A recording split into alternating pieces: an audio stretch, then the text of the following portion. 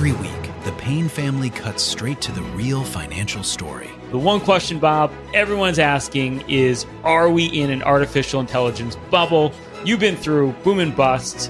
What do you think? No hype, no myths. Just what actually matters to your money. Does feel very similar to what we experienced in the 90s. Where are we, though? Are we in 1995, 1997, 1999? Listen to the Pain Points of Wealth on the Red Apple Podcast Network. It's Another Side of Midnight. Political humorist T.J. McCormack. Now, to the Bernard McGurk studios of 77 WABC. Here's T.J. McCormack. Good morning there, gang. Hello, hello, hello. It is 7 minutes past the hour, and good morning, morning family. It is Another Side of Midnight with me, T.J. McCormack, here on the Red Apple Audio Networks, and it is just nasty, rotten cold here on the East Coast, and it's nasty, rotten cold down in Florida, and it's really damn chilly out in the west in Arizona, and I know even California it's gotten chilly and nasty. The whole country's just sniffling and But, hey, you know, it's not too long till spring. Anyway, good morning there, gang. It is 1-800-848-9222. That's the number, as always, to be a part of the conversation. Yesterday morning, Saturday morning, was really good stuff. We were all over the place, which is magnificent for talk radio. It really, especially early morning, late night stuff, where we really just went for it and covered a ton of ground. And going to go into this morning the same way as we always do, with the idea being whatever we're talking about here, absolutely, that's clearly the topic of conversation, or a topic of conversation. But as a general rule, if there is a pebble in your shoe, if there's a burning desire, if there's something that's knocking around your brain that you got to get off your chest, I'm a big believer in living out loud. You got to live out loud. There's a little phrase that I live by, and that is that we're as sick as our secrets. And it's crucially important to get it out. Yesterday morning, we were talking a little bit about some of the stuff that keeps you up at night. Some of the stuff that can run through your mind. You know, there's those memes on social media where, you know, you hit the pillow and that's when, like, you know, the Netflix of your mind kicks in and just the tapes start playing.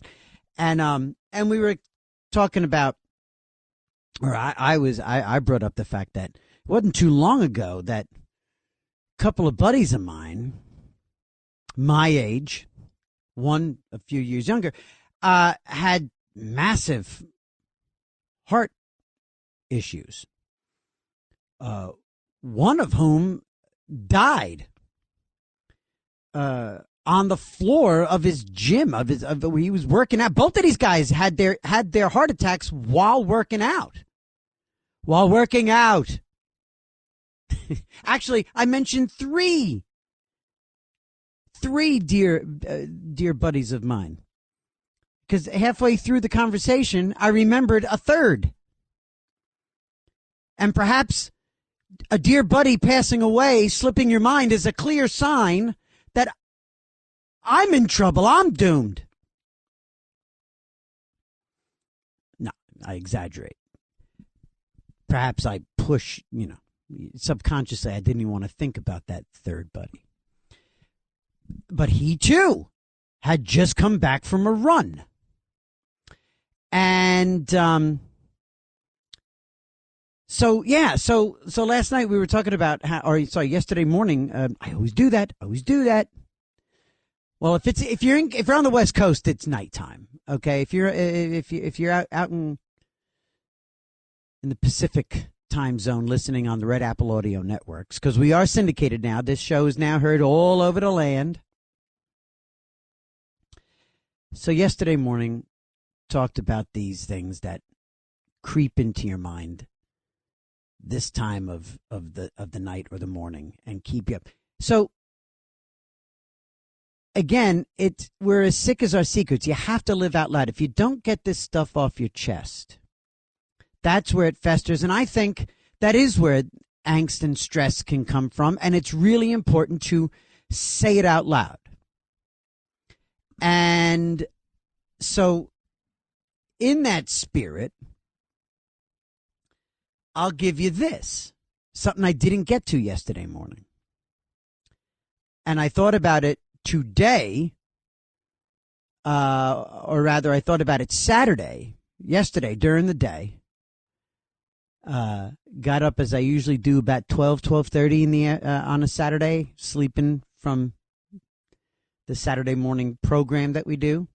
Get home around 6 and crash for about 6.5 hours. So I went to the gym and was thinking about this on the treadmill, hoping either holding off death or inviting death. I mean, that's when you have friends passing away or almost passing away or passing away and then coming back to life while working out. When you get on that treadmill, when you pick up those dumbbells, you're thinking, well, here we go. 1-800-848-9222. So last week, told you that it was my anniversary. 28 years married to this spectacular woman who saved my life before I had any near-death experience. Well, I had some near-death experiences when I was still drinking. Can't imagine how many red lights I blew on the streets of the San Fernando Valley in Los Angeles. Just lit up like a Christmas tree. So those are near-death experiences for me and the people driving around me, and I'm not proud. Sounds like I'm making light of it, but I'm really not. Anyway, so 28 years married to this fantastic girl. And we go out. We go out for dinner last Sunday, which was actually our anniversary, the 11th, and made reservations. Nice Italian place. Really great food. But it wasn't as nice as I remembered, as I thought I remembered. The place is really expensive, right? We had been there during COVID a few times. Only sat outside on the porch of this place. Place has outside seating. Took the girls during COVID maybe 3 times. An Italian place. And for some reason, I seem to remember that it was white tablecloths inside and really, really nice. And I had made reservations at one place. And then because I just cannot ever settle, I'm always thinking twice. I'm always thinking once or twice or 3 times. And the day before, last Saturday, we're sitting there talking about dinner the next day. And I said, look, I got reservations at thus and so. And I said, but you know what? Oh, wait, no. What about that place? And she says, I really don't care. And I said, no, you know what? And she goes, no, this, because she knows me, because she knows I'm second guessing. And she goes, no, you have the reservations. Let's just stick to that. I said, I said, it's a limited menu, the menu at this place. And she goes, it's really nice. I said, yeah, I know. Right there, I should have just shut up. Right there, I should have just said, she's happy. This is my original move. We're going to go. We're going to stay. But no, I had to go so I changed. And I said, no, remember we went to this place during COVID and inside, I always wanted to sit inside, but it was COVID. So we sat outside, but remember, beautiful in there and the food is spectacular. And she said, once again, for the 40 millionth time in our marriage, she says, baby, if you think so. So I switched. So Sunday comes, happy, looking forward to dinner. We get gussied up on a Sunday, which is kind of counterintuitive. I looked magnificent. We're a double-breasted blazer with a big old chunky turtleneck. I look like George Clooney. I look a TJ version of George Clooney. Like a not nearly as handsome version of George Clooney. Little salt and pepper, a turtleneck, little double-breasted. I looked as good as TJ's going to look. Fresh shave, look, a baby's ass. My face cheeks like a baby's butt cheeks. Nice and, right now I got a little, can you hear that? Right now I got a little shadow. So we get all gussied up. She looked beyond. For a Sunday night, it was such a waste for a Sunday night. We were going out in Westchester, in New York. We were going out in the suburbs. We were dressed for Saturday night in the city. I should have known. I should have known what was going to transpire. So we get to the place.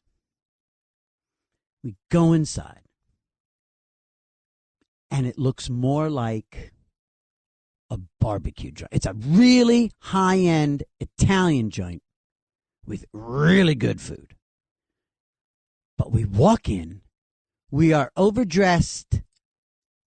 We are way overdressed. We're ready for a red carpet, and it's a barn. It's a barn. There might as well have been a flipping mechanical bull in the middle. At least it wasn't that bad, but in my estimate, that's what it felt like. I've got shiny buttons on a double-breasted suit, jacket, blazer, not a suit, blazer, cool jeans. She's wearing a leather mini skirt.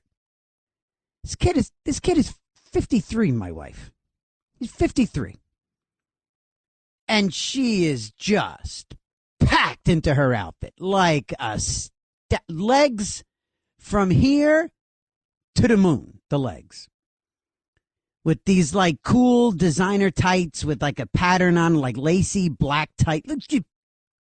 Bang, zoom. Bang and zoom. And we're in a barn that serves cacio e pepe.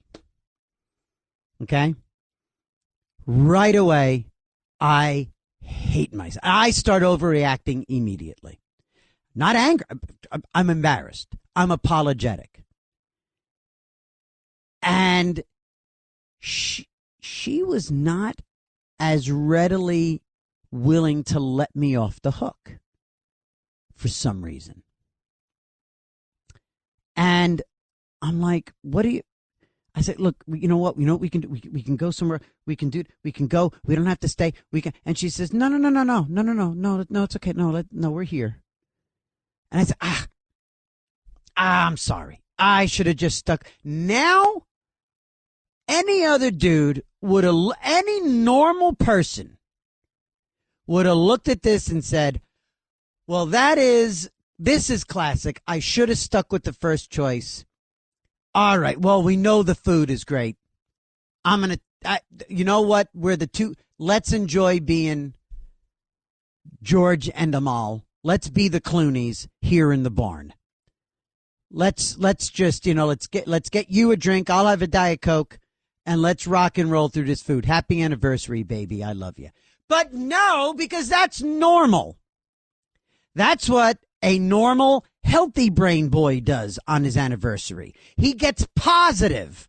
I get stupid. I get woe is me. I start blaming myself. I start getting muddy. I start getting melancholy. I get apologetic. Now, again, not too bad, but I'm overdoing it.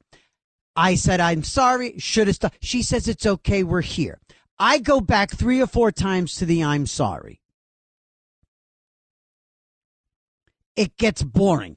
I start sounding like some I start sounding like some liberal, right? I start sounding like one of those guys out there on some liberal protest line. That's what I'm acting like.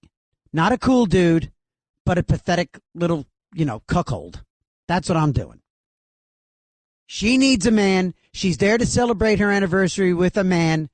And I'm just, All right, there's a part 2 to this.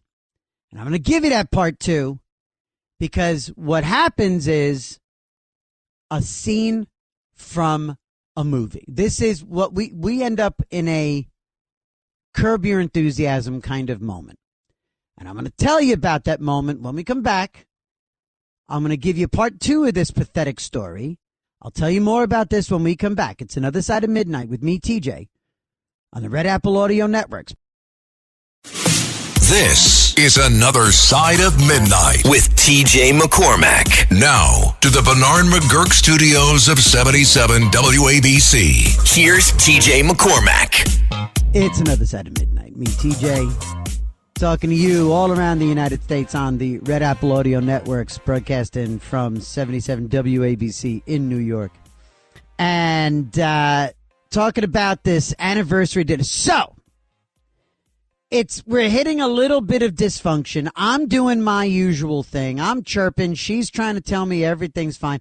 I don't like this place. I feel bad. We sit down. Now, as we go to sit down, I do, in fact, go to my tool belt. All right, we're at the bar. She gets her whatever she had. I have my Diet Coke. We said, let's go take our table. And I did undysfunction myself. I undysfunctioned myself. I don't know what that means. Maybe I functionized. I was functional. I went to my little AA tool belt. Any alcoholics out there know what I'm saying? I went to my little tool belt. I thought about it and I said, okay, because remember I was just ranting. I was like, any normal guy would say, let's just be George and Amal. Let's be the Clooneys in this barn and let's whatever. On a Sunday night, let's enjoy being dressed up. Okay, so I did. Between the bar and sitting at our table, I did find within me the ability to let it go. And thank God I did. Because when we sat down, I started to change my demeanor. I knew that I was feeling okay. And I said, it was God tapped me on the shoulder and I was able to say, not even gonna make the best of this because it was great. It was, in fact, great. And we're there to celebrate 28 years of marriage. 2 daughters, wildly magical moments, and two of us with diverse careers that we have diversified. She went from being a dancer, singer, actress, recording artist to now a powerful, just fantastic, dynamic businesswoman, business owner. And me going from stand-up to this, to that, to acting and media, and now doing this. And, I worked for the Cardinal of New York, and I did that. I got out of that, thank God. But now I'm on the #1 radio station in the entire universe, talking to you. That's what we're celebrating. And something changed in her. We sat down, and all of a sudden, she just starts kind of going a little bit, just kind of wonkifying, just a little wonky. And I said, oh, yeah. I said, hey, this is going to be great. You know what? Let's do a pizza. They got the wood fire, but let's do a pizza appetite. Let's get the thing. Let's get the baked clams, and we'll do the boom, and we'll have the zip, and we'll have the bobbity boop, and we'll do it. It's going to be great. And she just sort of, yeah, no, okay. And I went, hey, no. I said, look, don't worry about me. I'm great. I said, I flipped it in my head, and I'm starting over, and we're gonna and we're good. And she goes, no, okay. And I went, are you? I said, huh, actually, I said, are you okay? And she goes, yeah, I'm fine. like in that the very high pitched, there were like several dogs in the vicinity that heard her say, yeah, yeah, no, yeah, yeah. The pitch was so, yeah, no, I'm fine. And her eyes. And then all of a sudden, as I pick up my menu, and then all of a sudden she just throws out this bomb. She drops this. I'm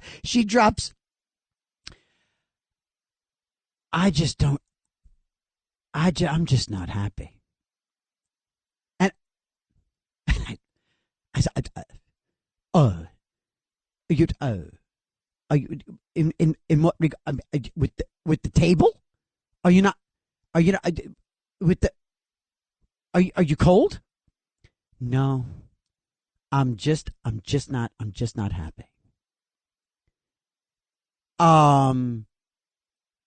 In life, you look at it, and I'm like, oh my God. I'm like, is this it? Is that all of a sudden I'm thinking, is this it? Did she pick the occasion of our 28th wedding anniversary to leave me? And I don't know. Anything. And one thing I've learned is that anything is possible in this life. And I said, what would now, right away, I'm just shifting gears. I'm hitting the clutch. I'm downshifting. I'm upshifting. I got my signal on. I'm looking. I'm checking the blind spots. All of a sudden, I'm driving like an 18-wheeler on an ice rink. And I said, what? And she just puts down the menu. And like right away, I'm like, no, don't put down the menu. Pick up the menu. Hold the menu. Don't put it down. Pick it up. Hold the menu. Keep looking at the menu. Let's order appetizers.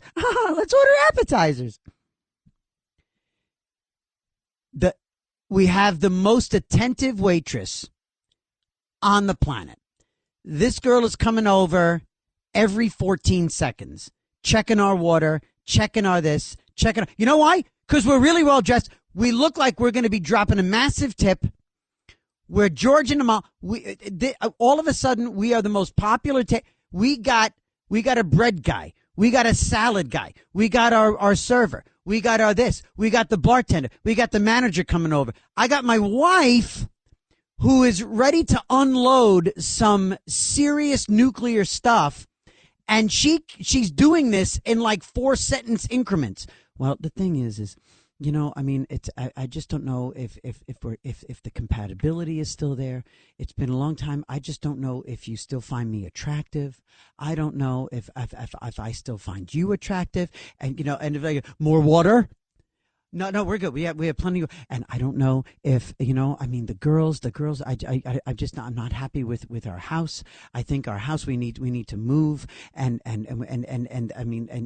so and the dance school is and I'm not sure if that was the right investment. And so are you going to be? Is the salad okay, or would you need more dressing? Is it bread? When you want more bread? No, we're good.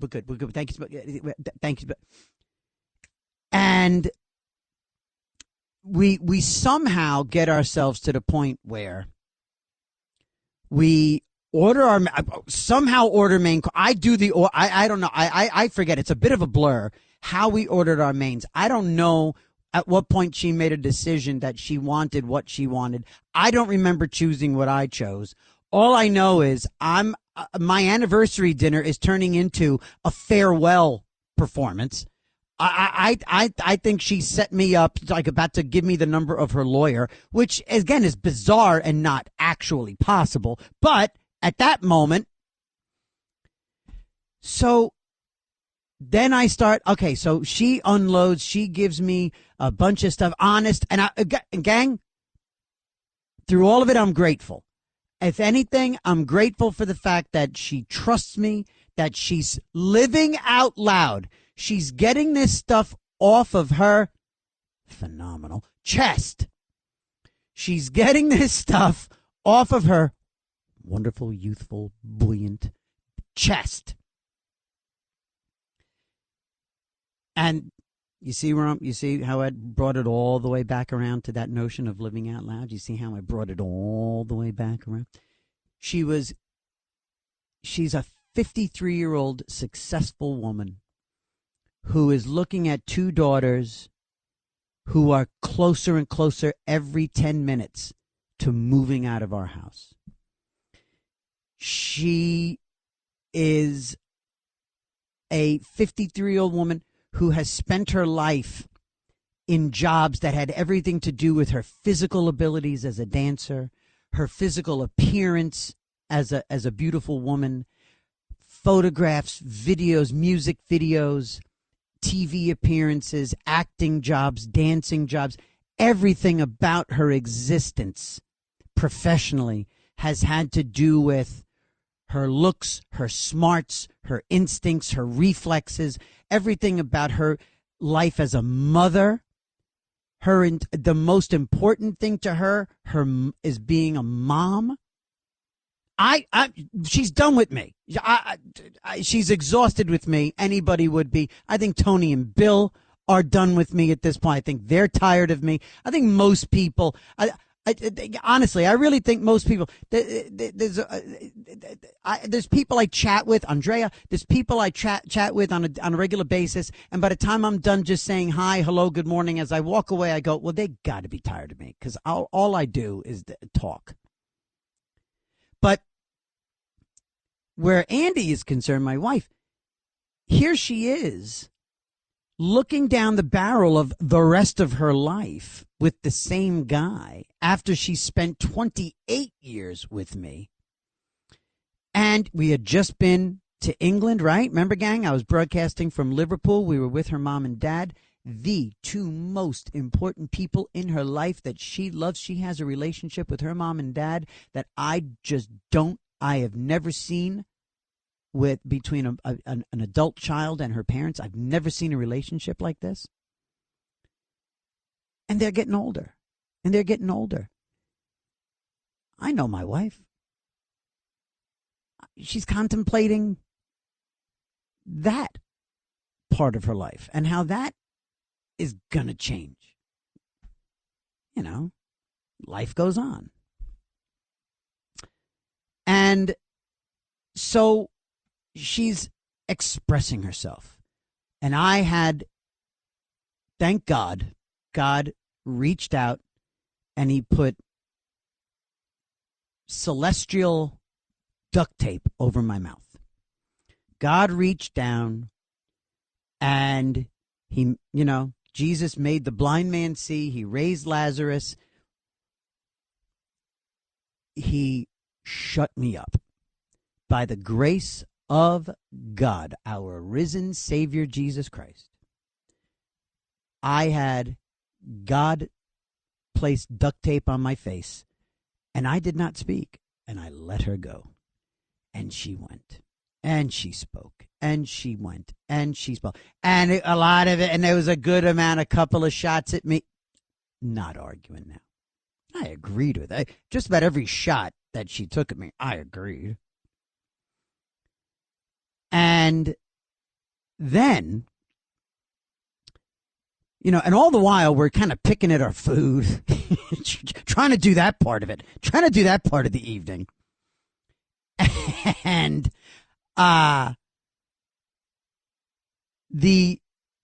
we hand in the plates. We tell them, man, we'll wrap that up, like all of it. We'll just take, we basically took everything home. It was like a to-go order. The entire meal was like a to-go order that we first looked at. If takeaway food involved bringing it to you, looking at it, talking over it, picking at it, then wrapping it up and taking it home, it was a to-go order. We basically took home everything. Everything. We might as well have taken home the silverware. Should have, actually. So this is now the cherry on top. So for some stupid reason, I said, I'll take a cappuccino and we'll do this and we'll do the tiramisu. And she keeps talking and I'm grateful. Every moment I'm grateful that she's talking. Starting to see some daylight. couple of smiles, a couple of laughs. I did find a moment or two. I got a little line in, made fun of myself, couple of jokes about me. Hey, I was like, oh, yeah, honey, look. I said, look, with any luck, sometime soon, something will happen. Maybe I'll either, I said, hopefully, maybe I'll pass away pleasantly. Maybe I'll just disappear. Maybe I'll disappear. You know, I said, and you can settle down with a fantastic Latino dude, somebody that the girls like. You'll find a guy that maybe relates to the girl. You'll find yourself a 37-year-old dance instructor named I don't know, Fernando. And then you and Fernando and the girls can just, mambo your lives away. Put a picture of me on the mantle every now and then. Just look and say, he was a good guy. He was a funny guy. He was a good guy. But Fernando is here now, and we're going to dance with Fernando. And, once a year, just, cheers a glass of whatever to TJ and, Anyway, so all of a sudden, she stops talking. No more laughs. She takes a deep breath, and the lower lip starts going. Like when a little baby, right? Like a loud noise, and the baby just, and the lower lip goes, and she starts welling up. Her eyes filling up like a cartoon, like her eyes filling with water, with tears. And just as she is filling up with tears and about to cry, once again, here come the servers, all of them, with a tiramisu on a plate, happy anniversary, and one of those Roman candles, just blowing up, a rocket. There's a rocket in the tiramisu that is lit up. People are dodging the sparks. An old lady caught on fire. Somebody threw water on. They bring this plate over, and my wife's face is glowing in the flame. You can see all these tears. Her mascara is running. And I just sort of lean over and go, I don't know what to do. You can't blow out the candle. It's not a candle. It's a Roman candle. It's a volcano. There's a volcano of joy coming out of a homemade tiramisu on a massive platter that says happy anniversary. We got there's like 7 Albanian kids, not albinos, Albanians. There's 7 Albanian waiters standing there singing happy anniversary to you, happy anniversary to you, and happy anniversary. Can we get a tissue? And I said, they gave it. So I'm giving her a napkin. I'm like, wipe your face. Oh my God, baby. Oh my God. A bottle rocket is going off. The rocket's red glare. The bomb's bursting in air. Gave proof through the night that my wife just wished she was not there.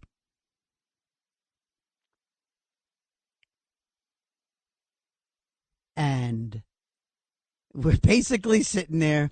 They walk away. She's smiling through the tears. And I gave her a spoon.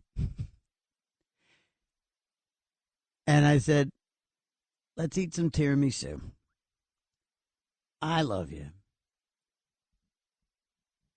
We got 28 years under our belt. Let's have some dessert. She didn't leave me. It's working out. But I'm telling you, I know that we've got another 28 years ahead of us because we trust each other to live out loud. Hopefully, it's that practice of saying things out loud. Good, bad, happy, sad. That is massive. You got to communicate.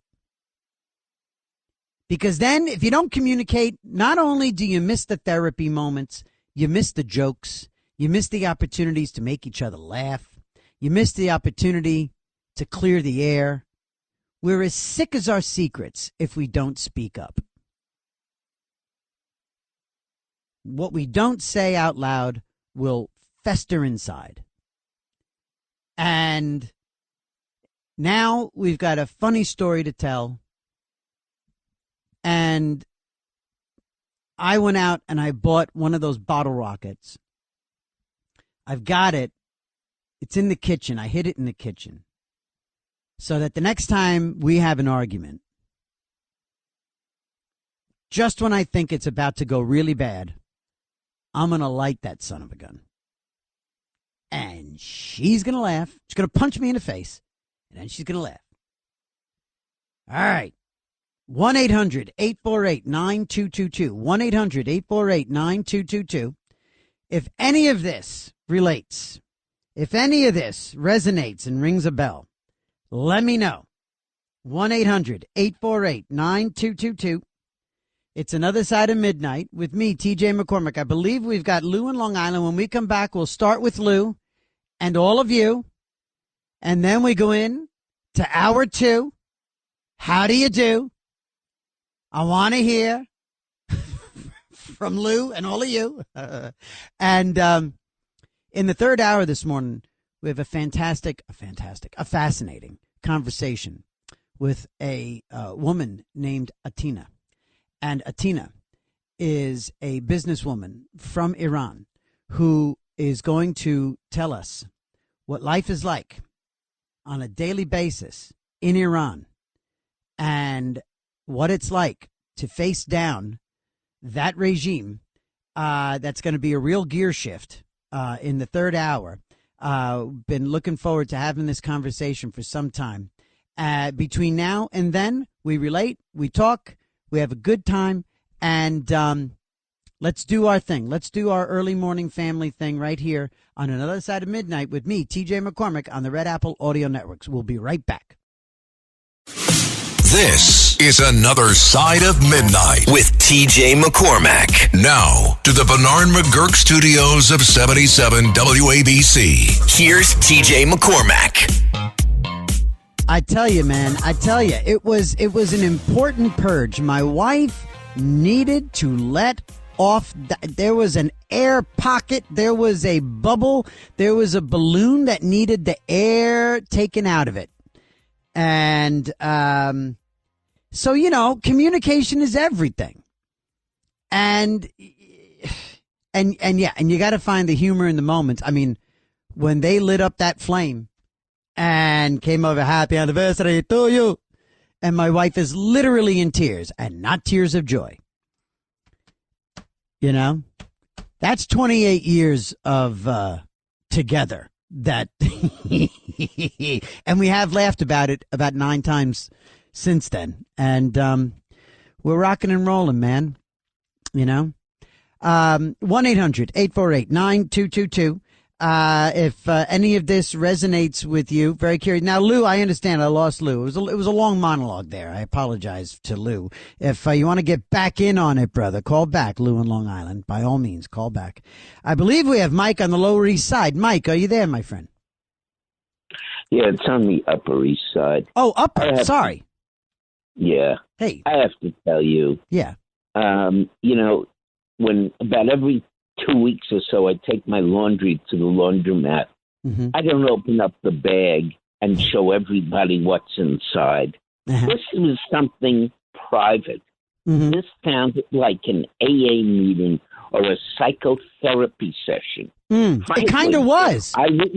If I was your wife, yeah, I would divorce you now. Well, I'm glad you're not my wife. Because you know what? Mike, Mr. Know-It-All on the Upper East Side? You belong on the Upper East Side with this snobby stuff. You know what? I tell you what, man. Honestly, It's this kind of living out loud that you got to do, and you got to relate to people. You know, I'd like to think that I have a certain credibility. I'm not going to sit here and tell you every little thing. There's a lot of stuff that I left out of that story. Of course, there's stuff that has to do with other people that I'm not telling you from that story. I kept that story very, very general. I kept that story very 40,000 feet. You and your judgmental, I'm glad. I don't want to see you smelly socks. And I didn't tell anybody about smelly socks. I told people about a moment where my wife and I basically worked on the equity that we have put into our 28 years of marriage, 30 years together, and we talked about how we've learned about each other. And along the way, there were a couple of funny moments in that. And I was just being honest. There's a difference between being honest and airing dirty laundry. So you can live in your little bubble, okay, and you can sit there and be judgmental. But you know what? I've got this spectacular human being that's still my wife and loves the idea that I come out and I talk about stuff. She loves the idea that she means so much to me, that I pay attention, and that, yeah, I kind of live out loud, and I throw it out there. If it gets a phone call, it gets a phone call. If people relate, they relate. If not, we move on. In hour two, we talk politics. You know, I mean, how about you being, I wonder if you have the bravery to talk about personal stuff. I wonder if you have the wherewithal to talk about personal stuff and put it in a way that people, that it might resonate and people might relate to. You and your dirty socks on the Upper East Side and your judgmental Upper East Side. Has anybody ever heard me get this way on the radio ever before? Go ahead, Mike. You're obviously being mendaciously. I'm not being mendaciously nothing, Mike. I'm being defensive for sure. Yeah, Michael, I'm definitely being defensive. No, go ahead. Dig yourself a hole. Go ahead. What? What'd you say? I mean, what? Horrific. If I was your wife, I would divorce you now. This really? Is no one else's business. There's nobody else's business. It's like a psychiatry session. Yeah. Well, you know what? Sometimes a psychiatry session is good for people. Sometimes a psychiatry session is good for people. Nobody's embarrassed. You should be embarrassed. Ooh, you're making my night. You're perfect for this cold, icy winter night. Why don't you find a cockle in your heart and warm it, you hermit? Anything else, Mike? Oh, is he gone? Okay. 1-800-848-9222. Never had a moment like that. That felt good. That felt like an exorcism right there. That felt good. I haven't ever. Tony, did you ever hear me get that way with a caller? Maybe once. No, I have not. First time for everything, my friend. Mike, I don't hate you, and I don't blame you. And you know what, I don't completely disagree with Mike's ultimate assessment. Yes, it was like a psychiatry session, but told the story, and 'tis what it is. And there we go. 1-800-848-9222. When we come back in the second hour, there are some current events that absolutely, definitely need some discussing. We can always talk about this. By the way, if you've had moments like that, if you've had a moment in a relationship where it took some really heavy conversation, I'm curious if it worked out the way, in our case, by the grace of God, it worked out.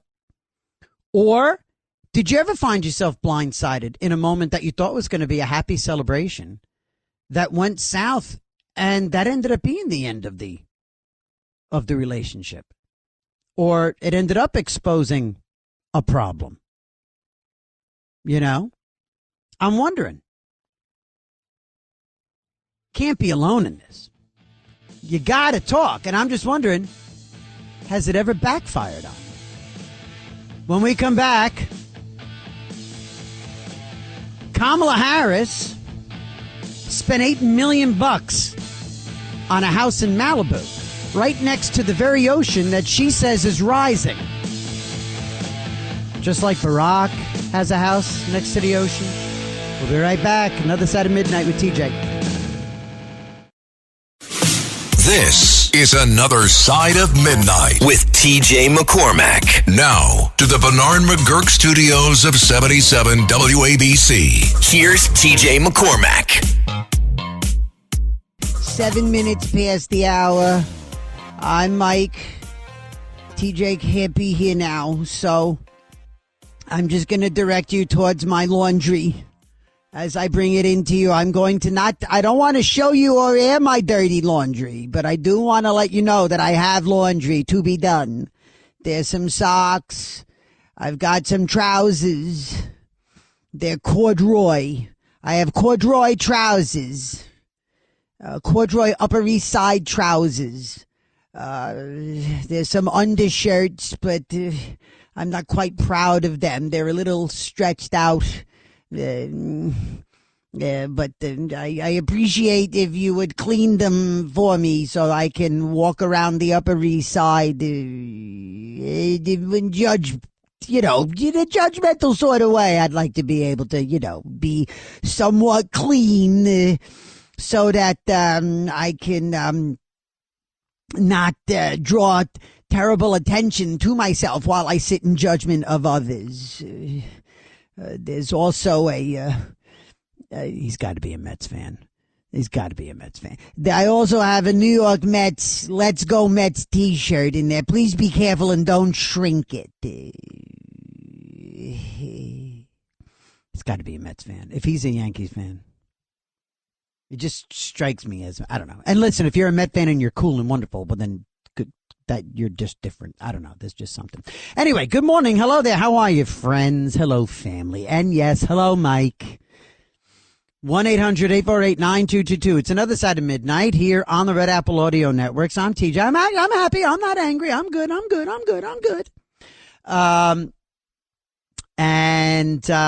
So we're talking a little bit about relationships, about living out loud, about getting stuff off your chest, about airing your grievances. Like, what is it, Festivus? I never did get crazy into that Festivus thing. But it's not always about airing grievances either. It's also about remembering to mention the good stuff. It's about celebrating and remembering to celebrate and remembering to, I don't know. Communication is key. It's key. And you have to be genuine, And I'm sorry if this sounds like an AA meeting, but it's crucial. I don't know. I think this is the kind of thing this is one of the things that we talk about here in the morning. On a Sunday morning, on a Sunday cold winter morning,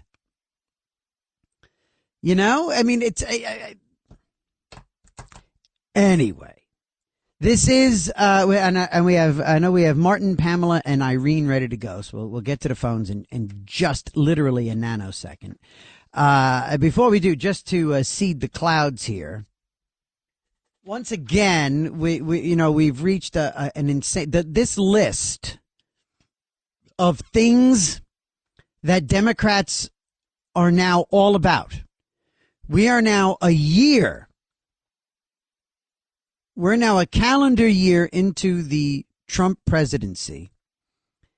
And if I'm missing something, by all means, fill in the cracks here. But in this year, and some of it leading up to the election of Trump, but in this calendar year, it is clear that Democrats, we now have a Democratic Party in America that supports open borders, that supports cop killers, that supports that supports assassins, that falls in love with and has heart palpitations for assassins like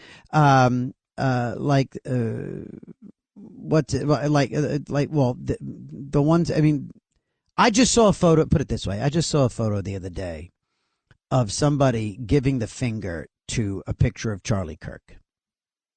I mean, these are just truly terribly indecent people. You know, Luigi Mangione, there's women standing outside the courtroom palpitating for Luigi Mangione. Democrats are all supportive of and in favor of and need more drag queen story hours. They are all about and supporting and need more non-offending pedophiles. They've made up an entirely new phrase called non-offending pedophiles. They are all about and support and love and want more. Democrats need more men and girls safe spaces like locker rooms and changing rooms. They're all about mutilating little boys and girls to turn little boys into little girls and little girls into little boys. This is the sick, psycho, little dark, creepy laboratory where we are creating today's Democrats. They are supportive of anti-Semites on college campuses and in some city halls. They are all about trans terrorists. They are all about releasing criminals. If you're here in New York, get ready. Get ready. There's a couple of things that are ready to be signed by Kathy Hochul in New York, couple of bills that are going to become law. One of them, for example, gives early release to violent criminals just for turning 55 years old. Turn 55, they get a fresh hearing and a likely release. They're all about racist college admissions based on race and taxation based on race right here in New York. They're against no tax on tips. They are for obstructing the authority of law enforcement. And it seems like they're stoking a civil war. 1-800-848-9222. Let's talk to Martin in upstate New York. Martin, good morning. Welcome to Another Side. Good morning there, TJ. Hello. Hello there. Hi. Yes. Yes, sir. I was tinkering around with my stereo, and I missed the beginning of the show. I heard you talking about your relationship, and did you get it straightened out, or why did you get? Thank God. You know what? She just needed to let it out. She just needed to air what was bothering her. And a lot of times, dude, things that we fear, once we say it out loud and it hits the oxygen, it takes a lot of the power out of it. When you have it just racing through your brain and it doesn't go anywhere else, it can get worse and worse and worse. Everything's good. I was going to say, you got Valentine's Day is coming up. That's always a good time to True. Get back. I have a feeling, Martin, that my Valentine's Day is going to be a hell of a lot better than my anniversary. Cool. But thank you for asking. How are things? How are things in your universe? Are you a happy guy these days? Yeah, I am. I got my amp fixed. My amp from my Mitsubishi stereo. Oh, cool. And I got 4 speakers. It's all working good. So I'm fairly happy. But I wanted to dedicate a song to my ex-girlfriend, if I could. I know this isn't Cousin Brucey, but okay. I wanted to dedicate to my ex-girlfriend, Rosie. Rosie. Whole Lot of Rosie by AC/DC. AC/DC. All right. If the fellas have that, we'll play that as a bumper. Fellas, if you can find a Whole Lot of Rosie by AC/DC, it would be really cool if we could play that for Martin's ex. How long has she been your ex? I'm angry she hasn't come back yet. Oh, she has not. She has not. So I'm well, that's right. I'm sorry. You said she's your ex. I'm sorry. How long ago did you guys break up? Months. several months. Uh-huh. What? Yeah. But this is not unusual. We break up and get back together, and break up and get back. It's not unusual, but it's just been a longer time this time. Really? Well, how did you meet her? Where'd you meet her? Where I used to live. Okay. I like you, Martin. You've never called before, have you? I did call you before. I have called you. We were discussing frontmen for the yes, rock and roll frontmen. Sorry, dude. Mick Jagger, yes, Mick Jagger, yes, and whatnot, and Ozzy Osbourne. Right. That's right. You brought up Ozzy. Yes, and you know what? Forgive me. Yeah, no, I like you a lot. You're very cool, man. I dig when you call. I really do. I like your demeanor and stuff. I like the fact that you have a classic 4-speaker stereo that you listen to rock music on. That's awesome. I got a Pioneer CD player, and I have a Technics cassette deck. Oh my gosh. Yeah, that's fantastic. It's awesome, man. It is. Do you play music? Are you a musician? I wish I could. I tried playing guitar. I tried to learn guitar, and I seem to have no ability to play. But I have about 1,000 CDs. That's awesome. Have you ever seen AC/DC live? No, I never did. I saw Metallica live and Guns N' Roses. Oh, cool. AC/DC's coming next summer. They're going to be at MetLife in New Jersey. But there's only one guy still alive, I think. No. Brian Johnson is singing with them again. You got Angus, and you've got his cousin is playing rhythm guitar. So yeah, no. I'm more of a Bon Scott AC/DC guy. I like Bon Scott best. Okay. As far as singers, as far as AC/DC singers. Yeah, for sure. I like the old stuff. All right, dude. Well, listen, I'm grateful that you called, man, and keep calling up, and we're going to play that. If the fellas have it, we'll play it for Rosie. Thank you, Martin. I appreciate it, buddy. Let's go to Pamela. Pamela in Jersey. Oh, good morning. I love your open and honesty, and your wife felt comfortable enough to vent, and most men don't want to hear venting. They take it the wrong way. They think it's an affront to their manhood. And well, she wasn't talking to my manhood. I'm sorry. Go ahead. Most men don't want to hear it, and you know what? If some listeners don't like your open and honesty, there's enough fake nasty hosts to call in on, and I hate fake. I hate that, and I'm very blunt, as you can tell. And so that scares a lot of men, and the fact that she felt comfortable enough is a good sign. And you're absolutely right. You helped probably a lot of people tonight. Oh, thank you for that. Thank you. I think what it is, and I think, well, first of all, again, thank you. And look, it's okay. There was a certain, and again, here I go. I'll admit, I got to be honest.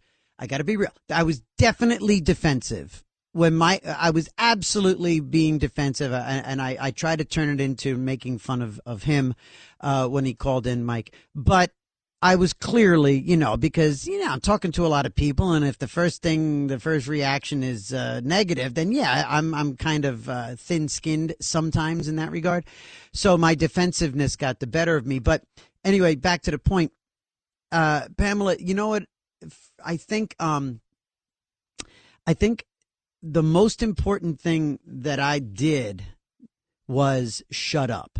And the reason that I kind of went heavy on the whole idea that God threw some duct tape on my mouth is because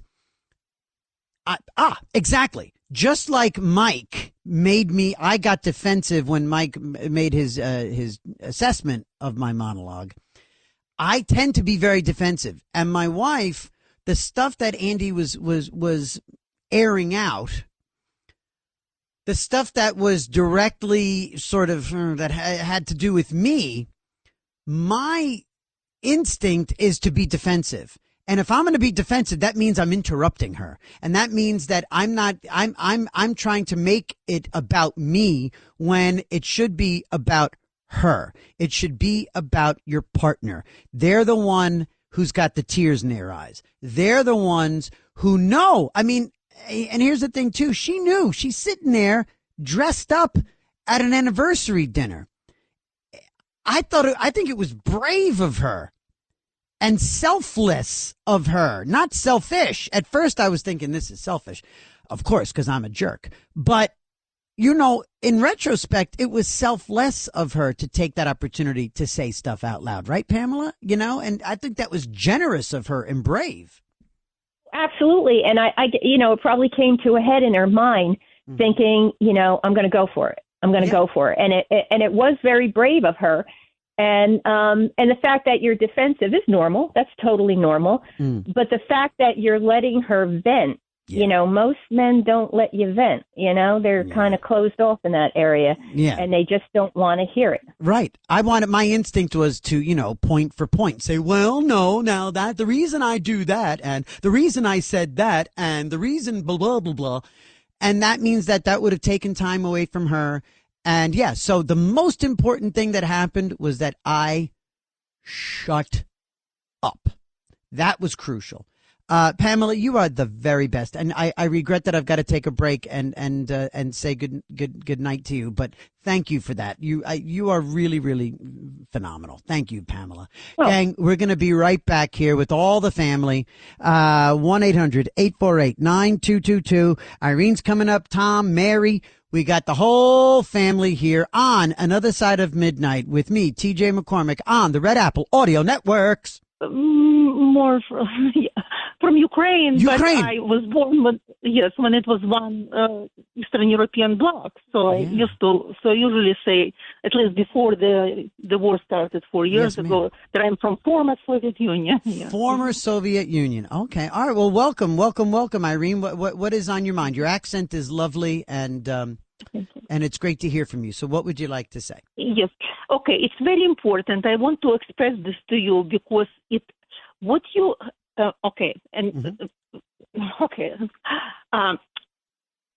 First of all, women with half a brain, quarter of a brain, do not leave LEADE men like you.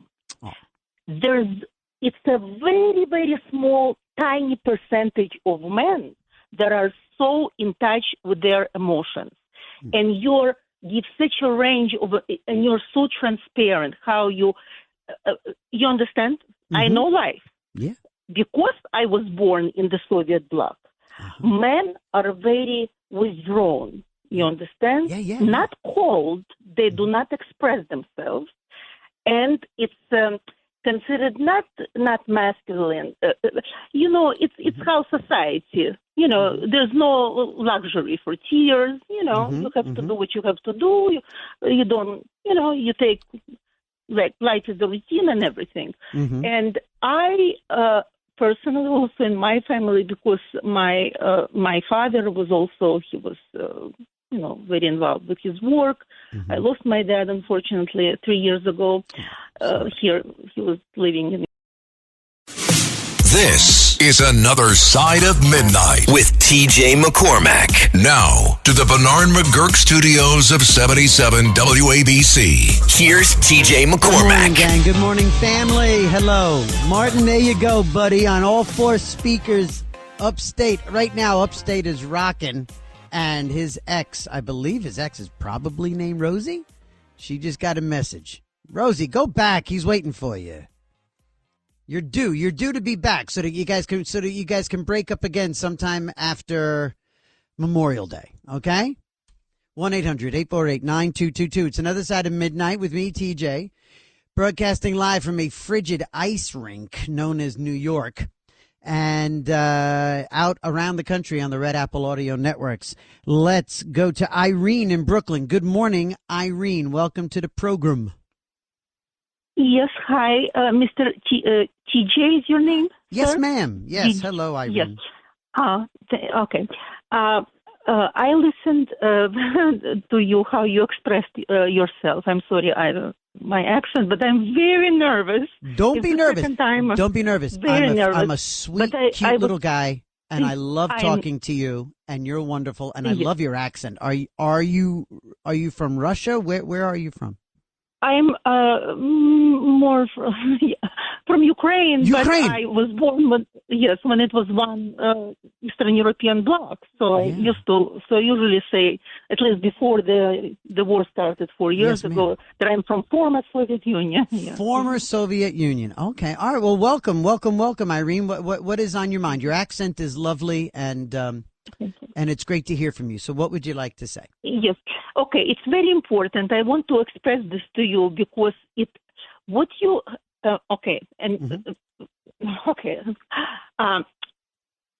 First of all, women with half a brain, quarter of a brain, do not live LEAVE, men like you.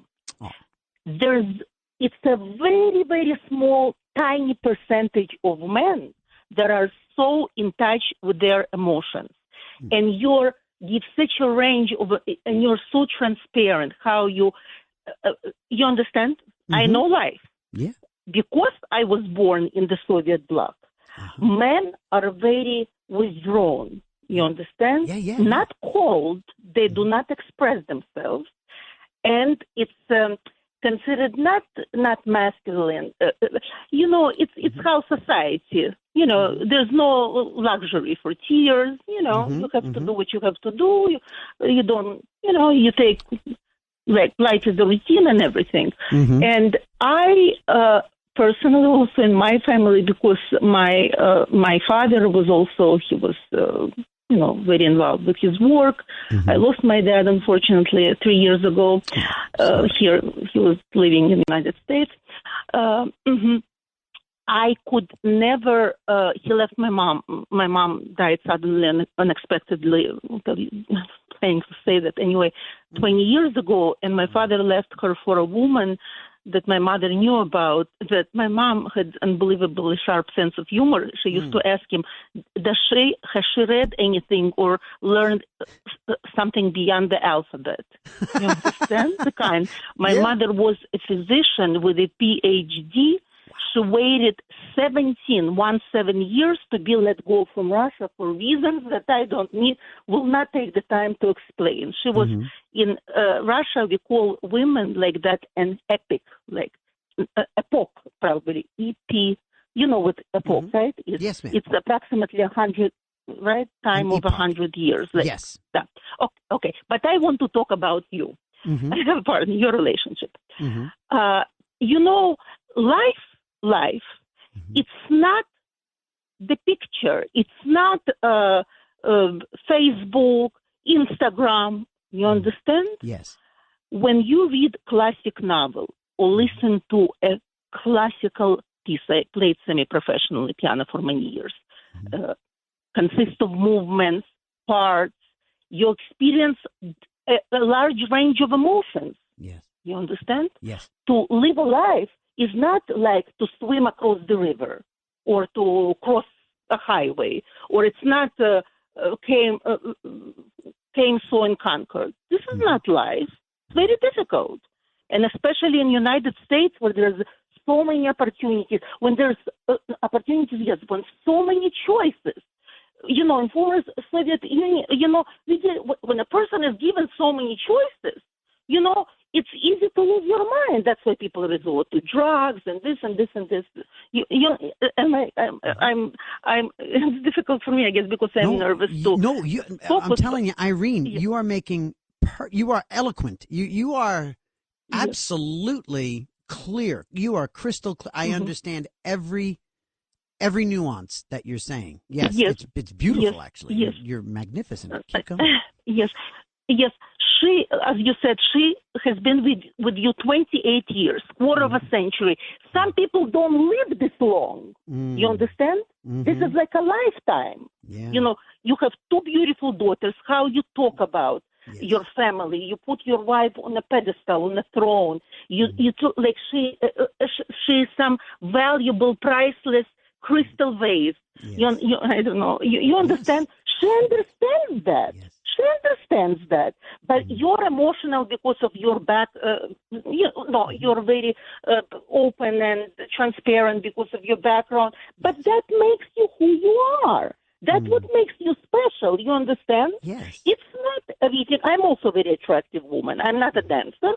Just trust me on that. I'm an attractive woman. I'm picky who I date for different reasons. You know, you can meet a man who wears three-piece suit or Armani 2.5, 3,000, the gold cufflinks and drive 100,000, whatever. You understand? Yeah. But they're hollow. They're barren inside, like an empty barrel, right? Yes. You know, today they're with you. You know, that this take you $300-400 in a restaurant. One guy even told me. He comes from a family with nothing fixed, family involved in auction house. You know, he's a human being. He breathes the same air. Yes. Eats food. He's doesn't walk on holy water. He said to me, even though it happened 12-15, he said, Irene, I don't even have to give you context. He says, today it's you sitting here. Tomorrow somebody else.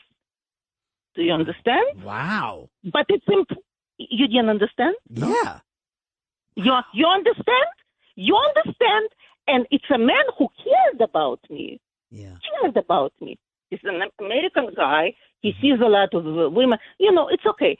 But you know, all people are different. Of course, people are attracted to different people. Sometimes we have no idea why. I will tell you briefly another. I don't know how much time because it's a very educational thing. Yeah. When I was 19 years old, I met a man. I wasn't living in New York. I came here on the East Coast in Pennsylvania. A man who was 27 years old, who fell in love with me, head over heels. He saw me somewhere, asked for my number. Long story. Courted me, this and that. And it so happened about a year or so after, I was in school studying college, came to New York. My grandparents, my aunt was living here.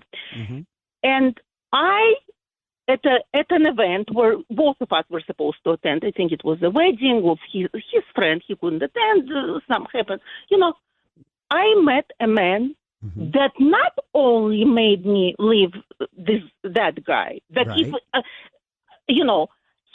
turned my life upside down. Why? Because first time I fell in love head over heels. Wow. Fast forward. 30 years. Wow. He's not a simple guy. Not a simple guy. Used to socialize with the grandchildren of heads of state from Moscow. This and that. Anyway. Yeah, very handsome. A handsome, it's alpha, personality. Sure. Some men, women are attracted to. And I was young and stupid. His mom wanted him to marry an American woman from a good bloodline. Can you imagine? They were here only. Wow. I don't know he married. I was sure that he would be married because he went for finance. He now is making like $450 a year plus work and this and that. Over COVID, I had some extra time to reach out. I never thought. Listen what happened. What happened? He told me his story, life story. When Putin came to power, he went to Moscow and used to open first branches of banks, or right away. Some things I don't. He had Putin's security around him. You understand? Wow. Putin put his private security because it was, in Russia it's different. He told me, and he's talking to me. Listen, people, leopard doesn't change spots. He's still handsome. Still women falling over him. But how his personal life worked out. Right. His wife, early on, found out he travels all over the world with, meets different women. One day he told me that himself, because, I didn't even ask him. He comes home and he says, can you believe it? All my things are packed in boxes outside of our house. He already had 2 children with her by that time. The one was 4.5. My goodness. It was like a year and a half.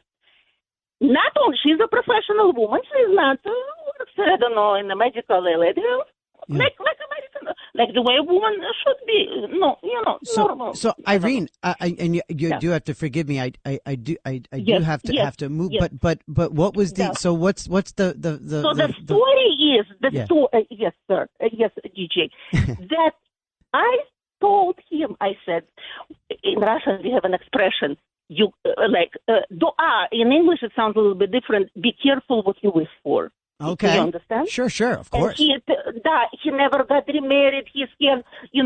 I wanted to tell you, it's so the quality, the capacity of a man to express himself, and how you, right in America, how like they say you wear your heart on your sleeve, and you talk about this and that.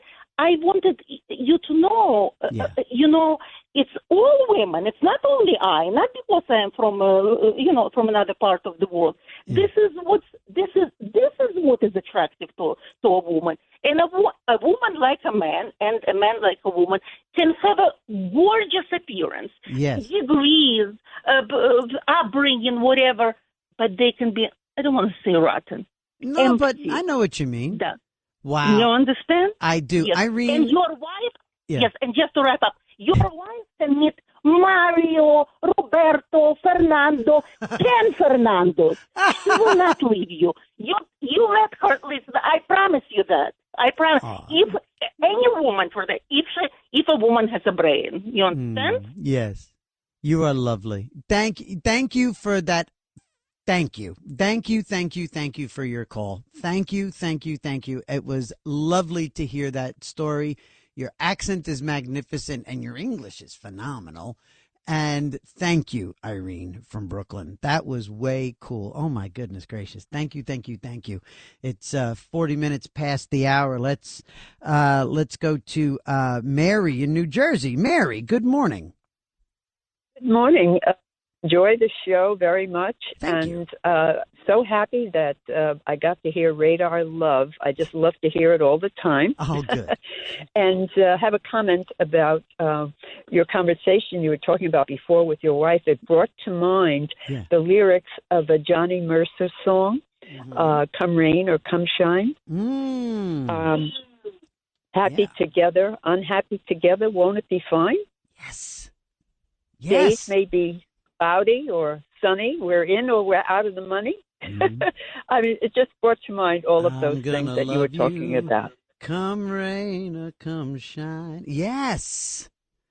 You're right. You know what? You're right. And it's the days may be happy or sunny. That's right. We're in or we're out of the money. And I tell you what, we have definitely, my wife and I, that is exactly it. That's why.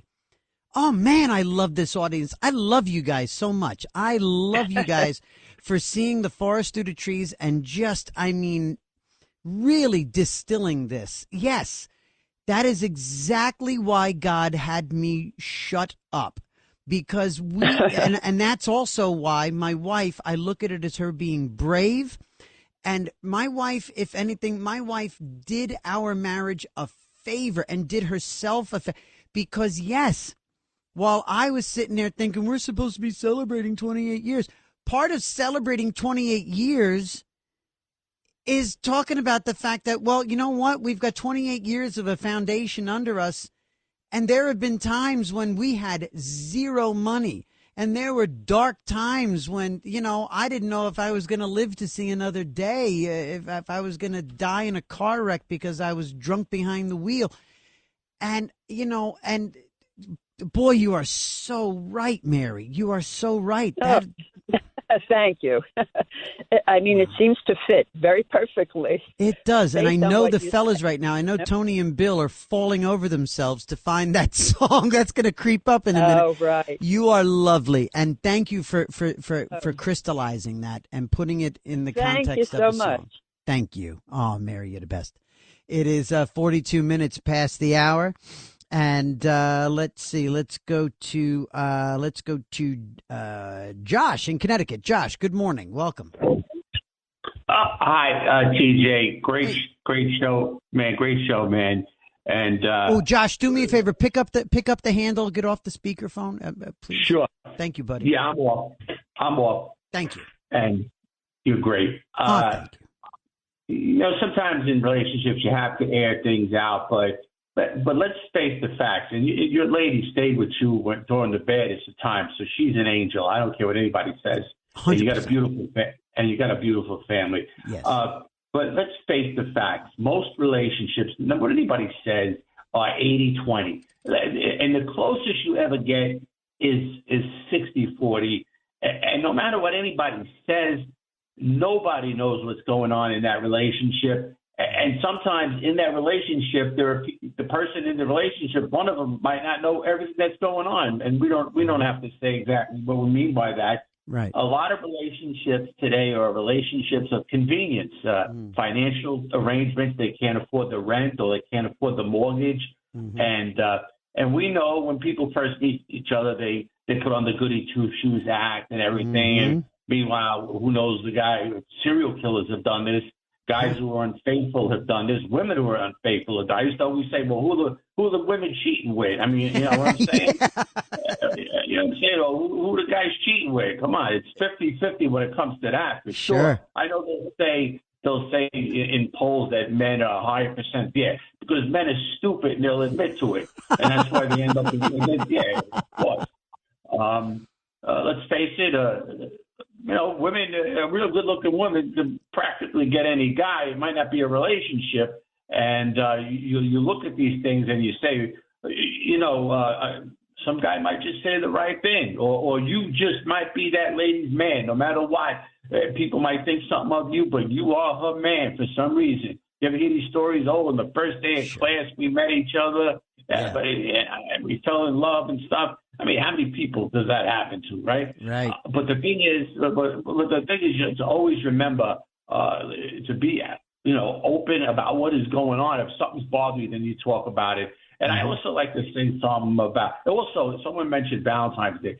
Listen, Valentine's Day is just another bootleg holiday, but the guys, you better not forget it, or you'll be in the doghouse. We know that. Yeah. But the thing is with Iran is they're talking about all this stuff. And listen, let's face the facts. Saudi Arabia is a powerhouse inside America now, and they're the ones who, I've said this many times, they don't want Iran disabled with any kind of attacks because they're afraid of Iran. They're mortal enemies against each other. People don't know that, and the fact is, you just can't get around it. They bribe people. They don't just give people suitcases with money. That can happen. They'll invest in businesses. Yeah. They'll buy real estate from people. Josh, you definitely, you always articulate that really, really well. And I was actually thinking about last night or the last time we spoke. I think it was last night. You were mentioning Saudi Arabia and Iran and all that. And I was thinking about this morning's program. Because I look forward to the next hour, because in the next hour we're going to speak to a woman from Iran who's going to give us the lowdown on what's happening in Iran, not only what's happening now, but what might happen in the future, and also maybe even most importantly, kind of like what got us here and what life is like on the ground on a day-to-day basis for a decent person growing up in a terrorist state, a terrorist Islamo-fascist regime. We're going to talk to somebody, Atenna is her name, and that's coming up in the next hour. A really, really, really, really profound woman, and I cannot wait to talk to her and deliver that interview and that information to all of you guys. All right, we've got Joaquin in Brooklyn when we come back. Here on Another Side of Midnight with me, TJ, on the Red Apple Audio Network. Stay right there, all of y'all.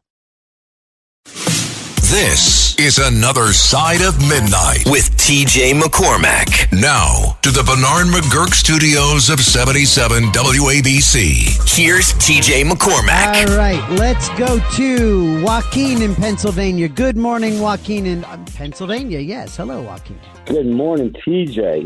Speaking of love, you got to admit there's nothing like the love of adoring fans, right? And You know, I've been blessed to have such loyal fans such as Russ from White Plains and Mike from South Carolina.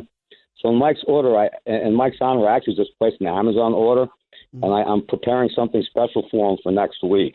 So maybe he might want to tune in. But I came up with the perfect gift for your lovely wife. Oh, what's that?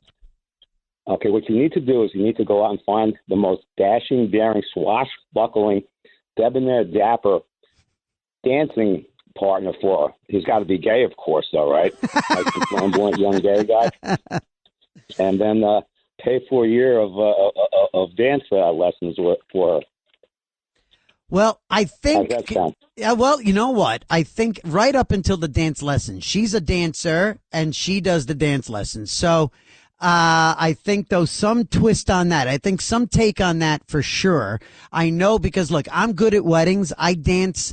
I will get out there and dance with her, but my wife is one of those. She is everywhere she goes. She's the best dancer there. When she's at a dance convention, she's the best dancer there. She really is special in that regard. I mean, I saw her dance before I even spoke to her. It was crazy. I mean, on a cruise ship. Yeah, man. No, I mean, look, you know, getting that. And I tell you what, she definitely is very picky about her partners. And yes, I think if she had the choice of doing a cha-cha with me or a fabulous dancer from Dancing with the Stars, she would definitely go with the dude. But listen, Joaquin, I got to move because I in the next hour we're going to be spending some time with Atenna. Thank you, buddy. Now, by the way, fellas, is there another Joaquin on the line? No. Okay, I'm sorry. Okay, let's go to. Let me see. Who do we have? Oh, wait. Who else is? What's that? Ray in Alabama. I'm sorry. Okay, I couldn't make that out. Ray from Alabama. Good morning. Welcome to Another Side of Midnight with TJ. You know, I went out with dancers, and their problem is they're constantly looking at themselves in the mirror. They're constantly checking themselves out and saying, oh, I'm better than this and that. They're a pain in the ass, these dancers. I went out with tap dancers, go-go dancers, jazz dancers. They're all the same, constantly the same, always judging everybody. Who actually brought this on with you? I mean, was she giving any signals or hints or stuff? She holding a grudge because she didn't get those soccer tickets in Liverpool for her? I mean, what's she bring this stuff up for you on, especially on an anniversary dinner? You know what? First of all, you're great. First of all. Second of all, again, I think the ladies, Irene and Mary and Pamela, I think they nailed it here.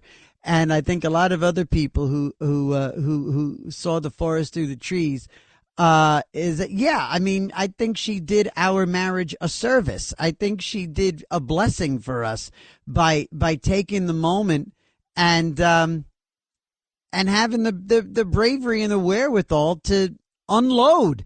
Because if she didn't that night, if she kept it quiet, and again, I think that's kind of the entire theme of this whole living out loud thing, right? Is that she took advantage of the opportunity to speak up. If she hadn't, she would have woken up on the next day of our 29th year of marriage, feeling compromised. And something that was aired out and reconciled and embraced by me and endorsed by me, all of that stuff would have the next day, if it hadn't been aired out, it would have been heavier in her heart. It would have been weighing on her mind more, and she would have regretted it. She probably would have not felt as good about herself. She probably would have felt compromised and defeated, and she probably would have. Right now, Mike is sitting there going, shut up about your wife and all of this living out loud. I don't want to hear no more about this AA meeting and your lovely wife with her talking. But I'm sorry, Mike. I think this is all true. You wake up the next day and you feel like you compromised. You feel dumb. You feel less than. And all of that turns into a resentment. My wife did us a service, and provide. And once again, my wife made our marriage better by following her instincts. And instead of starting the first day, the next day, that Monday, beginning the 29th year of our marriage on the back foot, thanks to her and God, we started off our 29th year of marriage on the front foot. We started it off with a clear conscience. We started it off by her coming to me and saying to me, which I didn't deserve, but she said, thank you for listening to me last night. That's a positive. And I said to her, thank you for speaking last night. That's a positive. As opposed to if she had faked it and smiled and pretended to love that Roman candle bottle rocket in the tiramisu and sit there and say, the tiramisu is so good. This dinner has been fantastic. You look great. That would have been negative the next day. We've had a great week since then.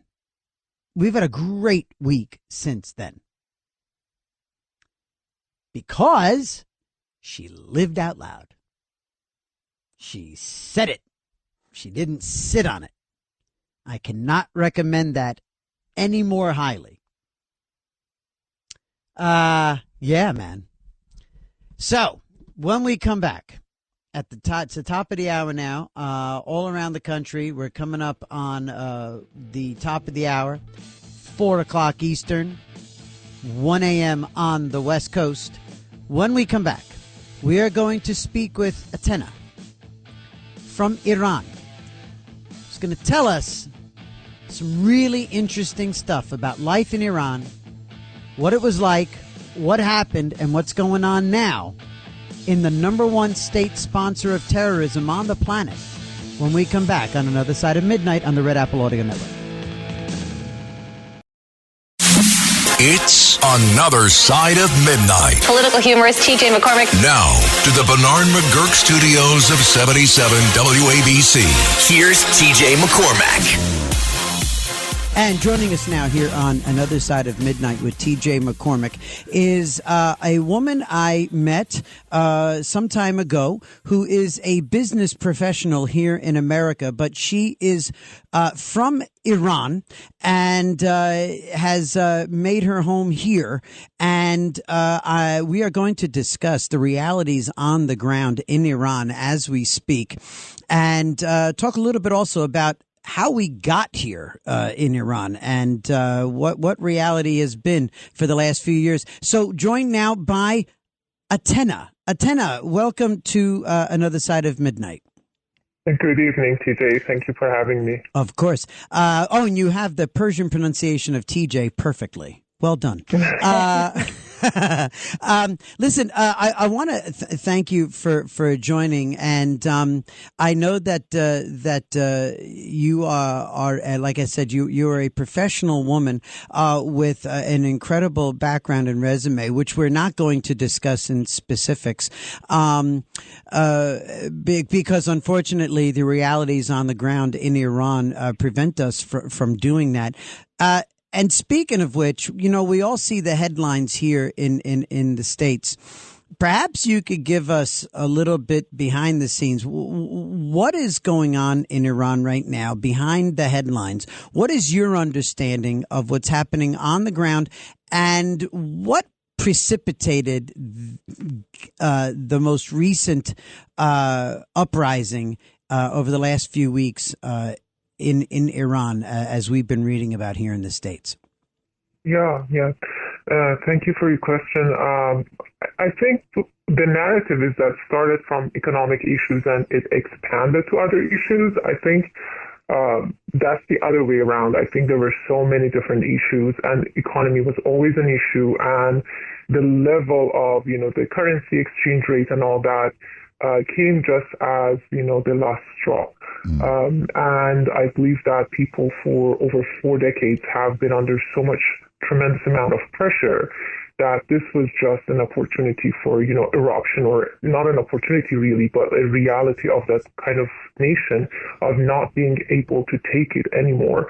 And I just feel like people are just exhausted of what's happening, and they see this as, in my opinion, as last resort, as a lot of people are losing their lives. And I think the media, trying to be accurate and fair, are doing a good job of kind of putting Iran at the headlines and all that, and covering Iran. But I think the numbers, the accuracy of the information, perhaps, you can't exaggerate. It's really worse than what we are hearing. Just one example, they have completely shut off internet for several days now. Imagine all the students who are waiting for the emails, all the parents who are used to talking to their family members, all the people who use email for their work and livelihood. They have really, at an individual level, the amount of pressure that they're putting on people is just, it's unbelievable. They have stopped the people, and now they're just twisting the knife over and over again. Wow. When you say the inflation, the economic situation, give us an idea of what you're talking about. Are we just talking about, food is expensive, or are we talking about even basic goods are just out of reach? Exactly what kind of inflation are we talking about? Because we've had inflation here in America, and nobody was rioting. What exactly? Put that in some context for us.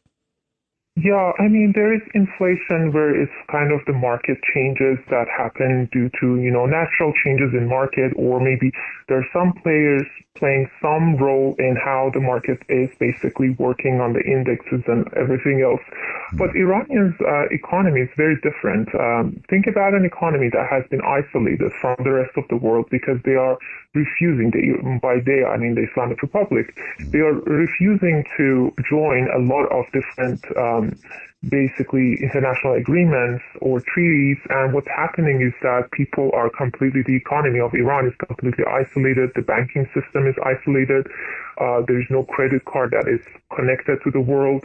So besides that, which has been always there, now we are talking at a level of expense that something I've never heard of before that I recently heard. There are some restaurants that are serving rice with skeleton of basically the chicken skeleton. That's on the menu. Really? And that's bones. I've seen bones. Chicken bones. Yeah. That's incredible. And so that has been that sort of reality has been creeping up on people. That's incredible. I've never heard of that in my entire life. That's at a restaurant. Yeah.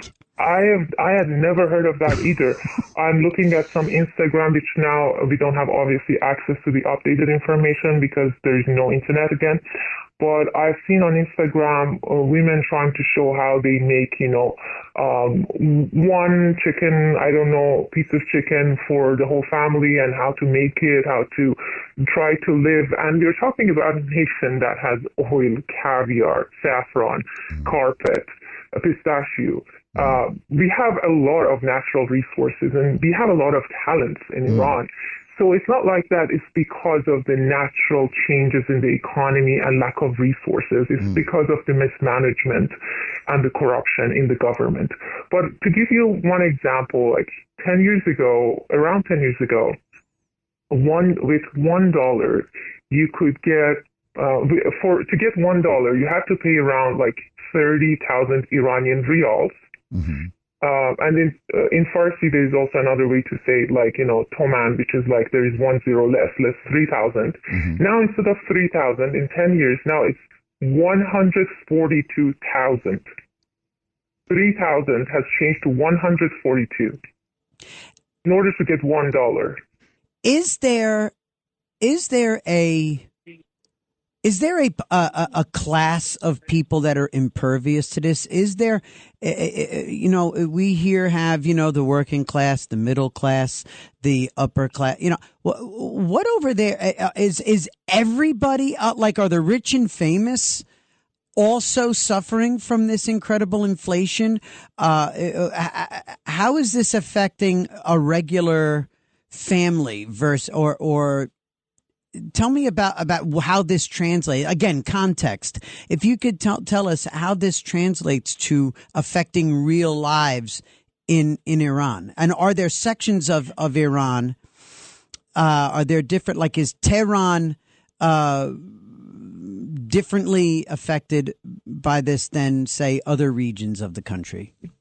Yeah, totally. And it's true, yeah, there are different classes of society, and they're unfortunately getting more and more to like polarized kind of society in terms of some people really be under, poverty line, and some people benefiting actually from these inflations and this corrupt economy. So there is parts of several big cities, such as Tehran, such as Isfahan, Mashhad, Tabriz, they're big cities, especially northern Tehran, that people are totally living in a different planet. They have their alcohol sent to them by drone. I've literally heard that from people who have had that luxury.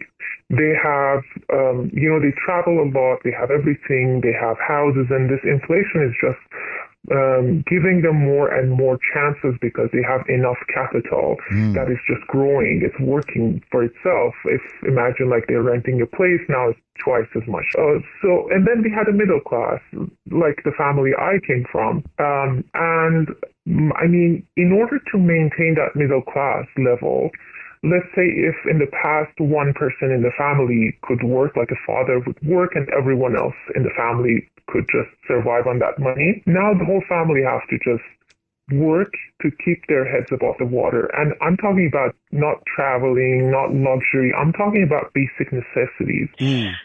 Last time I was in Tehran, it was in 2023. And when I was trying to get to a restaurant, I got a taxi, and the taxi driver couldn't find the restaurant. And he kind of went in rounds and rounds, and I said, you're a taxi driver? That's odd. I heard this is a famous restaurant. And he said, oh, you think we go to restaurants? That was such a foreign concept for that taxi driver to ever eat at a restaurant. It is, there are now parts of Tehran where apartments are $4 million, $5 million, and people are selling and buying with dollar even. The prices are shared in dollars. They have access to everything, elite part of Iran. And I'm not saying that they're all part of the corruption kind of part of the society, but they do have the money. However, they may have had access to it, or property that they may have had. And then the middle class is becoming smaller and smaller. And I think if we go like this, soon non-existent. And the big part of society are just struggling to meet the very, very basic needs. Yeah, no, without a doubt. It's another side of midnight here, and we are joined by Atenna, who is from Iran, a professional businesswoman here in the United States. And we're talking about the current state of affairs. And Atenna, this is... Let's get into the head. Let's get into what's turned everybody's attention. All of these details that you have given us, all of this context, has been sort of, it's been the subtext of everything that we've been drawn our attention to here in the States, which is the uprising, which has been met with violence. It's been met with terrible violence inflicted by the government. That is how the Iranian government, the Islamic Republic, has addressed the ensuing protests that have happened in the face of all of these economic struggles. Tell us about the violence. Tell us what we've seen versus what the reality is. Exactly how bad has the killing been, and how has it been carried out to your understanding? I understand that certain bits of information have made their way out of Iran through bits and pieces. Tell us what you know about just how bad it's been in terms of the violence brought by the government. Yeah. I mean, we talk about violence, and we have violence, and we have violence. This is really capital V violence. And I've never been, a very kind of die-hard regime change person. I always thought we can have reforms.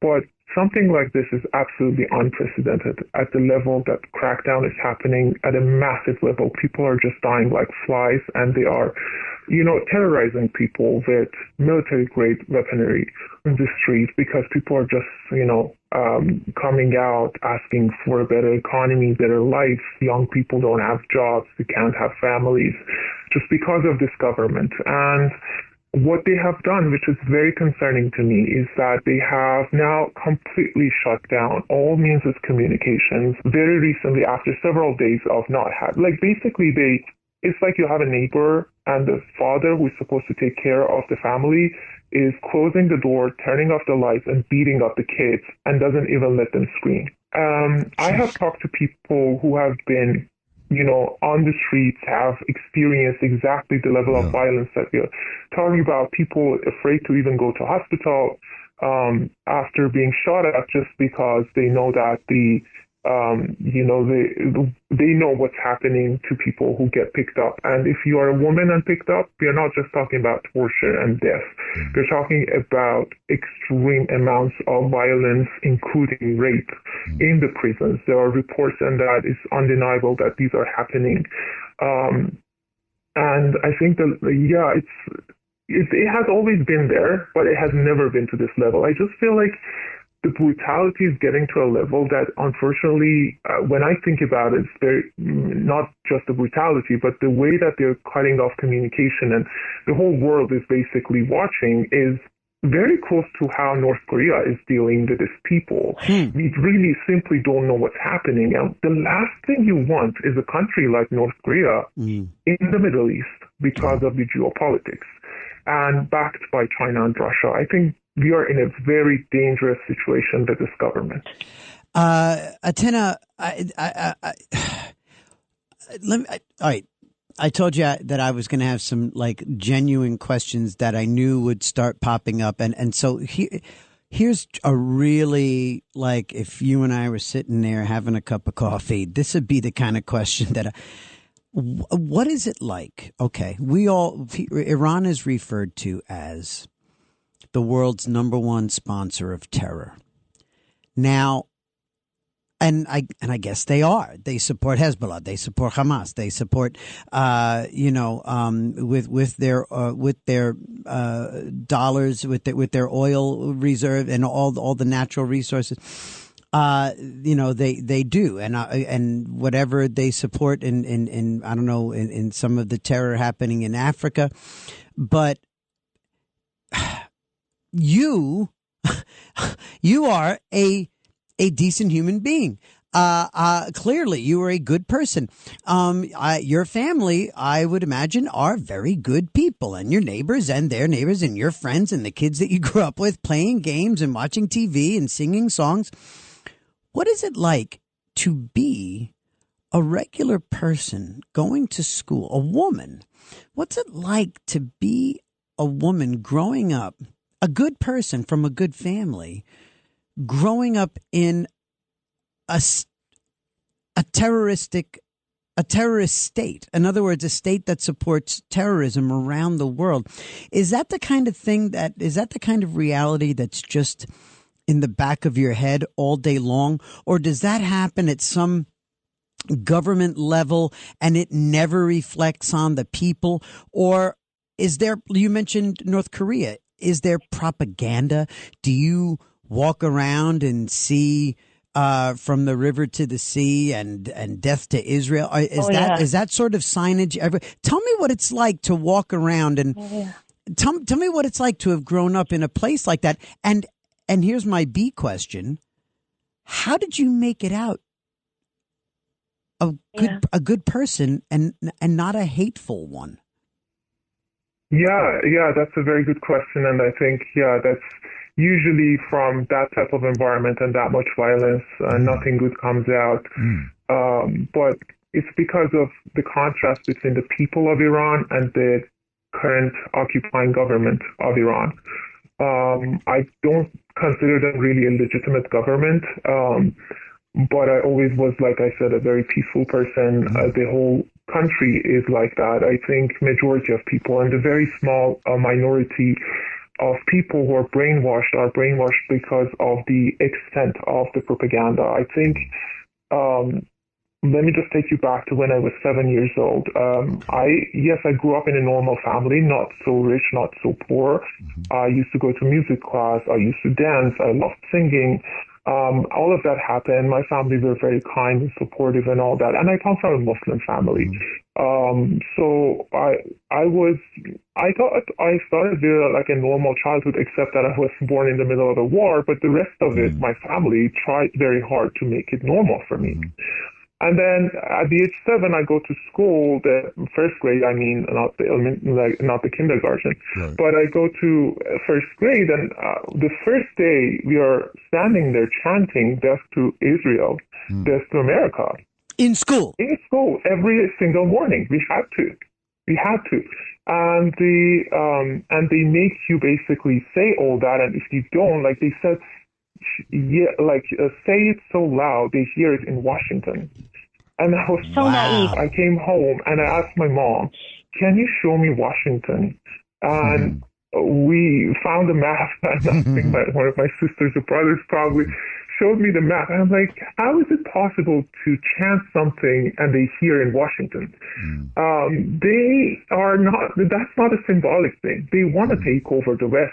No question on that. I have absolutely no question on that. They are radicalizing people inside and outside Iran. Most of radical groups, like you mentioned, they're funded by certain countries, including the Islamic regime. So they are really the mother of all the problems. But we try very hard. We try to, keep it normal as much as possible. The education level in Iran has been and is, even today, is really good quality education. And most people are educated, especially in bigger cities. And I mean, the Persian civilization, the Persian people are godlike through history and through time, through modern times. And, the Persian people are scientists and artists and poets and writers. It's again, the term I think of as godlike, when I think about the contributions and how intimidating that culture has been for so long. And to think that it's sunk to these depths of hate and violence in such a short period of time, it's almost like the last 40, 50 years have been the fall of a civilization as we knew it. Yeah, it has totally. And to your question about how we didn't grow up. Yes, how'd that happen? How did you escape? Yeah, so we didn't have, of course, like so much connection with the outside world growing up. And we, of course, listened or watched the state TV all the time. We heard all the propaganda, all the fact that I used to have nightmares about, how they will attack us without this government. We would just all die and starve. The Israelis or the Americans? The Israelis and Americans. And Americans, okay. And later, we have the big evil and small evil. And big evil is America. Of course. Small evil is Israel. I don't know if it's because of size of severity, how they named them. I can't believe you grew up afraid of me. Go ahead. Yeah, and I can tell you that as a woman, a lot of your rights are affected being in Iran. They make you wear hijab as of age of 7. They forced us at the age 9 to go to holy shrine of Khomeini's, basically the place that he's the Ayatollah, the original Ayatollah, that great guy. Yes. Okay. Yes. And made us make vows to Islam and the government, so on and so forth. And then always my mom used to say a very interesting way that imagine, and I would say how are they different than us, like the Jews and the Christians? And my mom always used to say, imagine we are in school and then you have a first grader, and you have a second grader, and you have a third grader. They're all in the same school. They're just going to different classes, but they all want to learn education, and they want to learn something.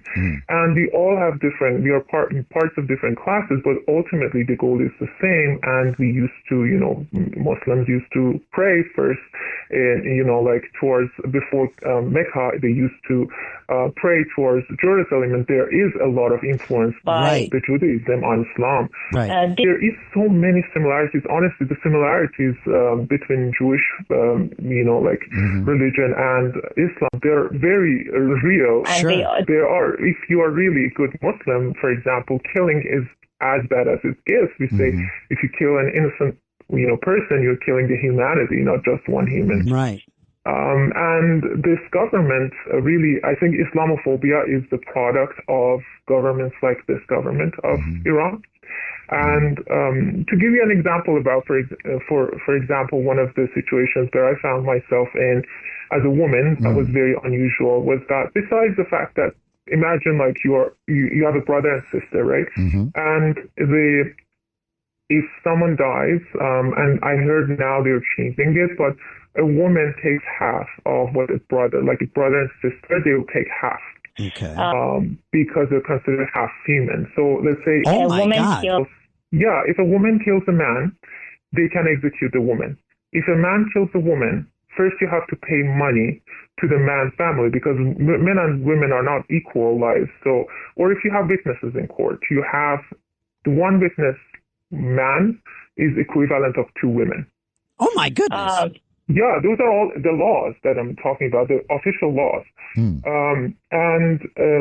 I once remember, and not as severe as all these laws, but even the regular day that we have is so affected. Once I remember I was in the middle of a presentation at a very formal event that I'm educated. I thought I've prepared for that. I was nervous about it. It was important to me. And we were in the middle of that kind of conversation that someone just stepped into that room, and everyone else beside me was a man, and told me to fix your hijab. Whoa. Wait, hold on a minute. So you're giving a business presentation. Yes. And all of a sudden, and you're the only woman in the room, which is tough enough in Iran, and in this day and age, and you're interrupted by whom? By a random woman from the security guard who just is part of apparently the morality check in that organization and just walks in. And I was very modest. I wasn't wearing makeup. I wasn't doing anything, I was wearing all black. I knew how I'm supposed to dress for an organization. Sure. But unfortunately, she just approached me, and it's not about how you're covered or, Mahsa Amini was covered. Yeah. She was covered in a way that is normal. Like, for example, in Iran, women don't wear burqa. We just wear, a hijab. Cover most of hijab. And cover your shoulders. Exactly.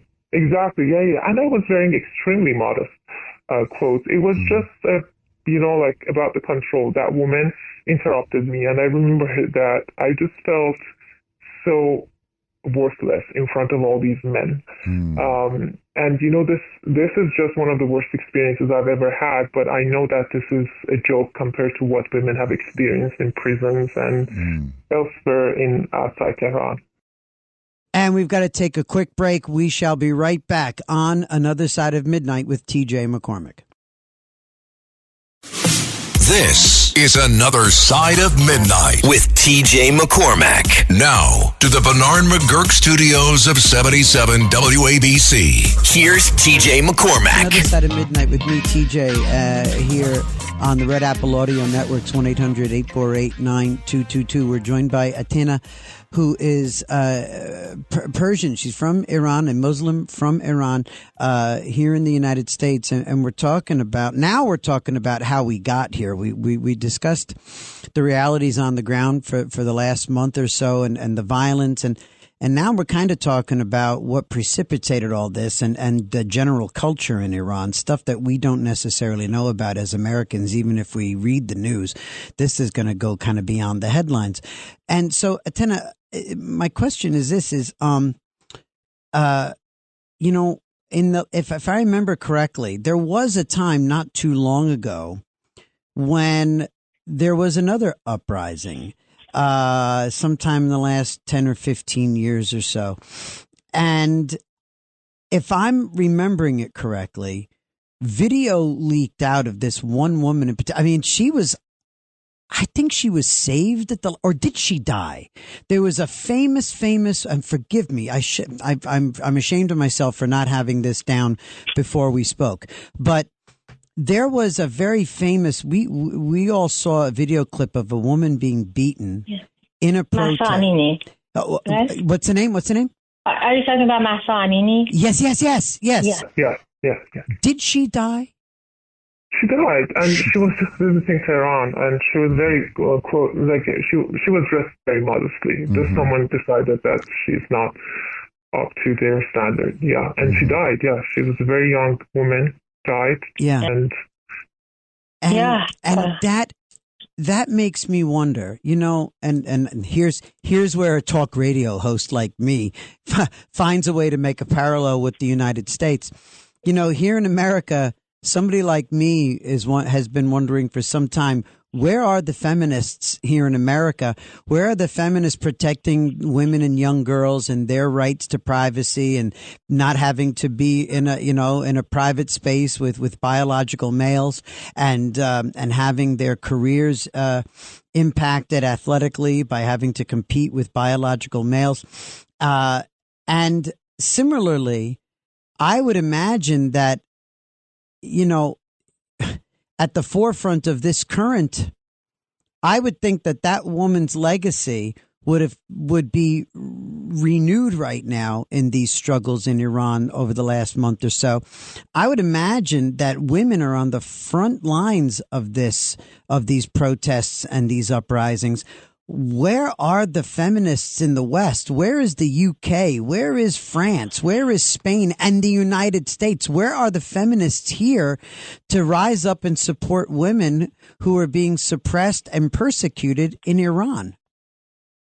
Where are they indeed? I have no idea. I honestly have been so shocked by what has been going on. Of course, the majority of women since 2020, there has been always, you know, some sort of uprising and demonstration and all that. But since 2022 and what happened with Mahsa, to this day, to this new revolution, really, to this current one, women are the majority, according to what I'm hearing from people on the ground. And women are the ones who are really running and moving these things forward. I would expect some more, support from the so-called feminists, but unfortunately, you don't hear that. I think, I'm not sure why, but it's very, there is double standard for sure, in a way that they support certain groups, and that's great, but then they absolutely ignore, willingly, it seems it's willingly, because it's very hard to ignore. How can you ignore this? And this is not just about one or two incidents. I can give you more examples. I don't know if you have time, please. Yeah, so a lot of women in Iran are, right now, there's sex trafficking in Iran is unbelievable. And you're talking again about a country with oil, a rich country with educated population. A lot of girls are being trafficked to a lot of different countries. Besides that, when I was in Iran, one experience I had was that I was volunteering somewhere, and the reason I was volunteering in that organization was that some kids couldn't go to school. And you want to know why they couldn't go to school? Because they couldn't have ID. And why couldn't they have ID? Because these women who were basically raped and had kids, because that kid was outside wedlock. And there is also a type of marriage they call temporary marriage, that sometimes there are no papers of that, there's no trace. So a man can totally take advantage. It's like some sort of prostitution, unfortunately, if it's even by choice. No woman wants to be in that situation. And when there are kids, the kids are not even considered, a proper citizen. They won't have birth certificate. They won't have IDs. They can't go to school. They are on the suburbs of Iran. I know I've seen videos of women being really used as some sort of commodity or for like temporary marriage by these Islamic kind of centers who are saying that they are protecting the halal and preventing haram by saying this in a kind of Islamic way. But basically women are forced into those marriages. And, of course we have marriages of minors and all that who are basically, not only they are not kind of preventing that, in a way, they are the cause of it. Have you ever known anybody? Have you ever has a girlfriend of yours or a neighbor next door or down the street or some classmate ever found? Has anybody in your life disappeared or been taken away or showed up one day looking that they've been beaten up? Or I think this brings me back to one of my earlier questions. What is it like? I mean, okay, so you said that, yes, there's the chanting and little kids are indoctrinated and there's the propaganda. Do you also see the results of some of those other realities that you're talking about? Have you ever known someone who was forced into a marriage they didn't want or had a child out of wedlock because they were raped? I mean, how do some of these realities affect regular people like Atenna? Yeah. I mean, I was lucky enough to be in kind of in a community that these were not as common, but of course I have. I have seen people affected by it. And I remember when I was going to college, I had a friend who was in law school, and she was once picked up by the morality police because of not wearing proper hijab. And I know that she was assaulted in different ways, including sexually. And she was traumatized. She came from a very good family. They supported her. They put her through therapy and really supporting the daughter. And she was so open-minded that she said, I'm a lawyer. I'm going to fight this. What I'm going to do is that I'm going to discuss that procedurally. The morality police does not have this authority, and I'm going to go to best lawyers, criminal lawyers. And she found one of her professors who were like best of the best professors, and a good person as well, a male professor. And went to him and said, yeah, I have been assaulted by the morality police, and they picked me up, and basically she missed a semester at school, and she was a very bright person. And she said, yeah, I've been picked up, and I want your help to write a petition, an official petition to the government, because we need reform. And the professor, who was also a good lawyer and a good man with good intentions, said, listen, you're like my daughter, and if it was my daughter, I would say, shut up. Because what will happen is that they will just say you were having drugs or you were carrying illegal stuff, and you will see that there will be witnesses and there will be reports that match the date that prove that very strongly in court, and you may even find yourself in jail. So it's not in your best interest to basically question the procedural issues of this morality police thing. I'm going to just sort of interject right here. We have to take a break, so everybody please stand by. Atenna will be right back here on Another Side of Midnight with TJ McCormack on the Red Apple Audio Networks. This is Another Side of Midnight with TJ McCormack. Now to the Bernard McGurk studios of 77 WABC. Here's TJ McCormack. This is Another Side of Midnight with TJ McCormack. We're talking to a friend. Her name is Atenna, and she is from Iran. You mentioned also in a previous conversation earlier in the week, you and I were on the phone, and you told me something very profound. You know, we're talking about how women are on the front lines of these uprisings yet again, for obvious reasons. Persian women are very, very sophisticated. Persian women are very tough and strong and smart. And now they're really fed up and taking action. you told me that at one point you had been in touch with a family member, a woman, and they said something to you that kind of shook you a little bit, and it shook me when you told me. Without identifying, which family member. What? Tell me about this. Yeah, a very young, bright girl that I know who was always, things are going to get better, educated, graduate degree, hardworking, good family. And when I was talking with her, I said, these things are really dangerous. You are playing a very dangerous game by going to these demonstrations every night. And I'm worried not just for your safety because of, what can happen in terms of violence, but it's really dangerous. You may actually get yourself killed. And she said, I don't mind. Either we have to die or they just have to go. If they are staying, I don't want to be alive. And I can tell you, she's not the only one. I've heard this from other people, but she meant it. She said it in a way that she meant it. And actually, just today, I was talking to someone else, and we have limited ways of communicating right now. They can call us on the phone. We can't call anyone in Iran, but they can call on the phone occasionally.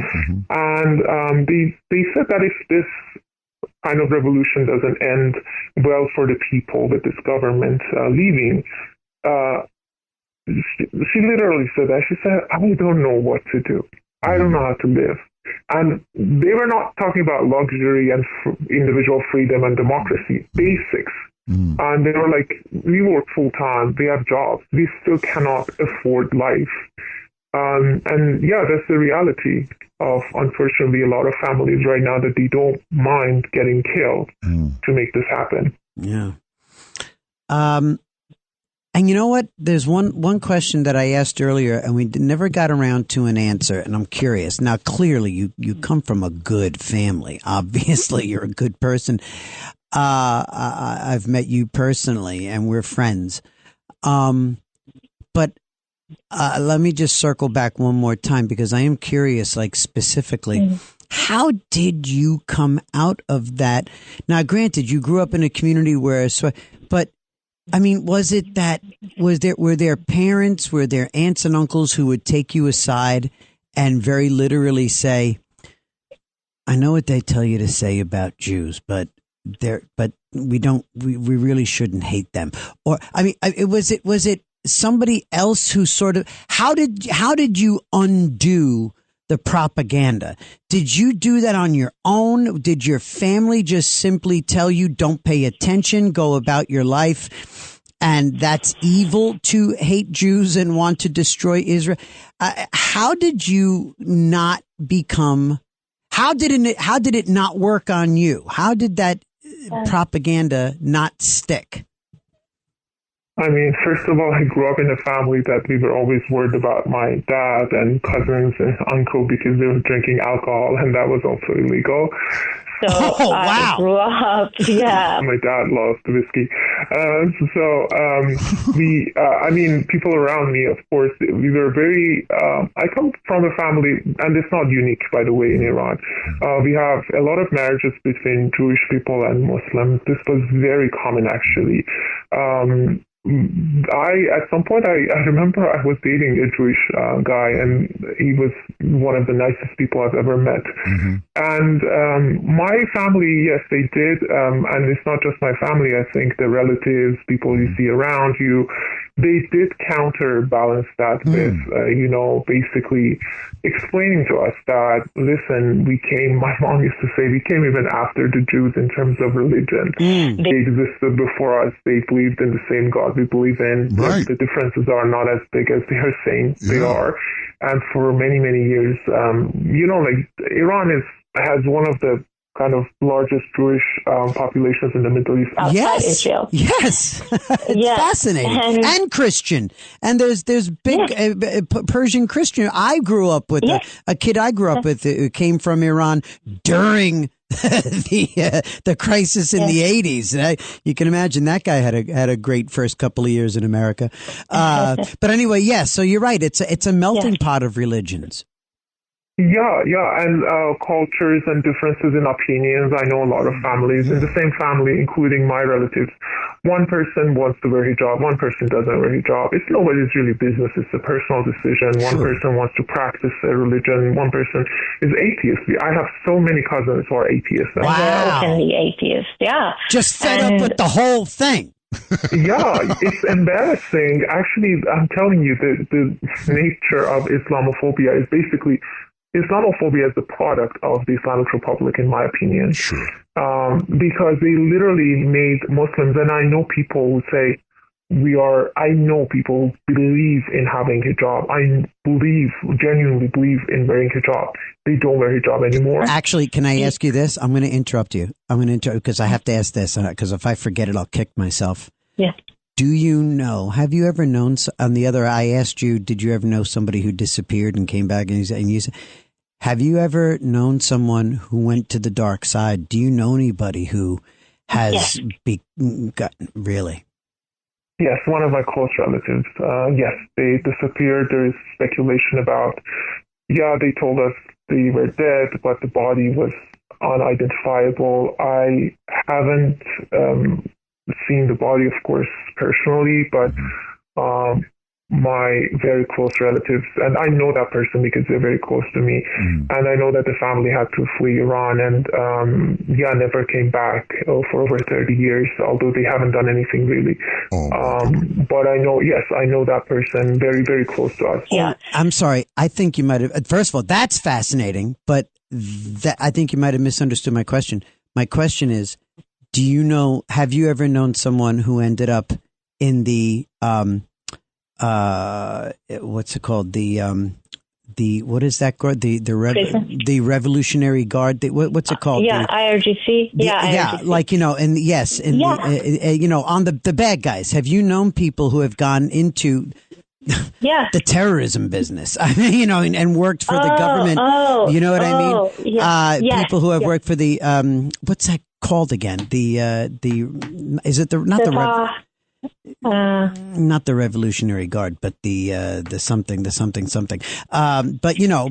have gone into, the government business, have worked for the Islamic Republic, have worked for the Ayatollahs. I mean, have you known people to go and be part of the morality police? And when you see them on the street, you say, oh my God, we used to play soccer. I mean, I don't honestly know personally anyone because my family were very careful about making sure that we do have relatives that I know have gone to the dark side. I'm sure everyone has, but. Atenna, you know what?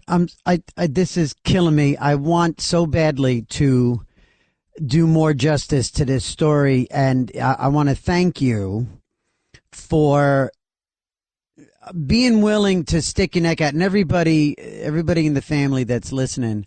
You noticed at times as we've been talking, there was a little slip up. You heard that we were digitizing Atenna's voice the entire time. I wanted to just address that right out of the gate here. That's why I'm saying this was risky, because Atenna's here and has family elsewhere. And this was risky to tell the story and to tell her truth. Now I sound like Kamala. But I'm grateful, Atenna, and again, we had so much to talk about, and I wanted to just thank you and say that I'm sorry that I have to cut it off here. But time is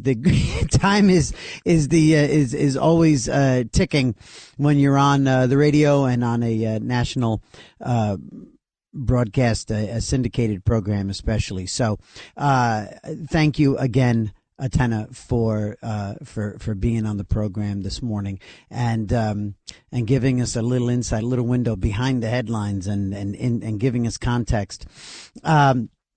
And thank you, gang, for a great weekend of shows. And Mike on the Upper East Side, hopefully we can pick up where we left off and be pals.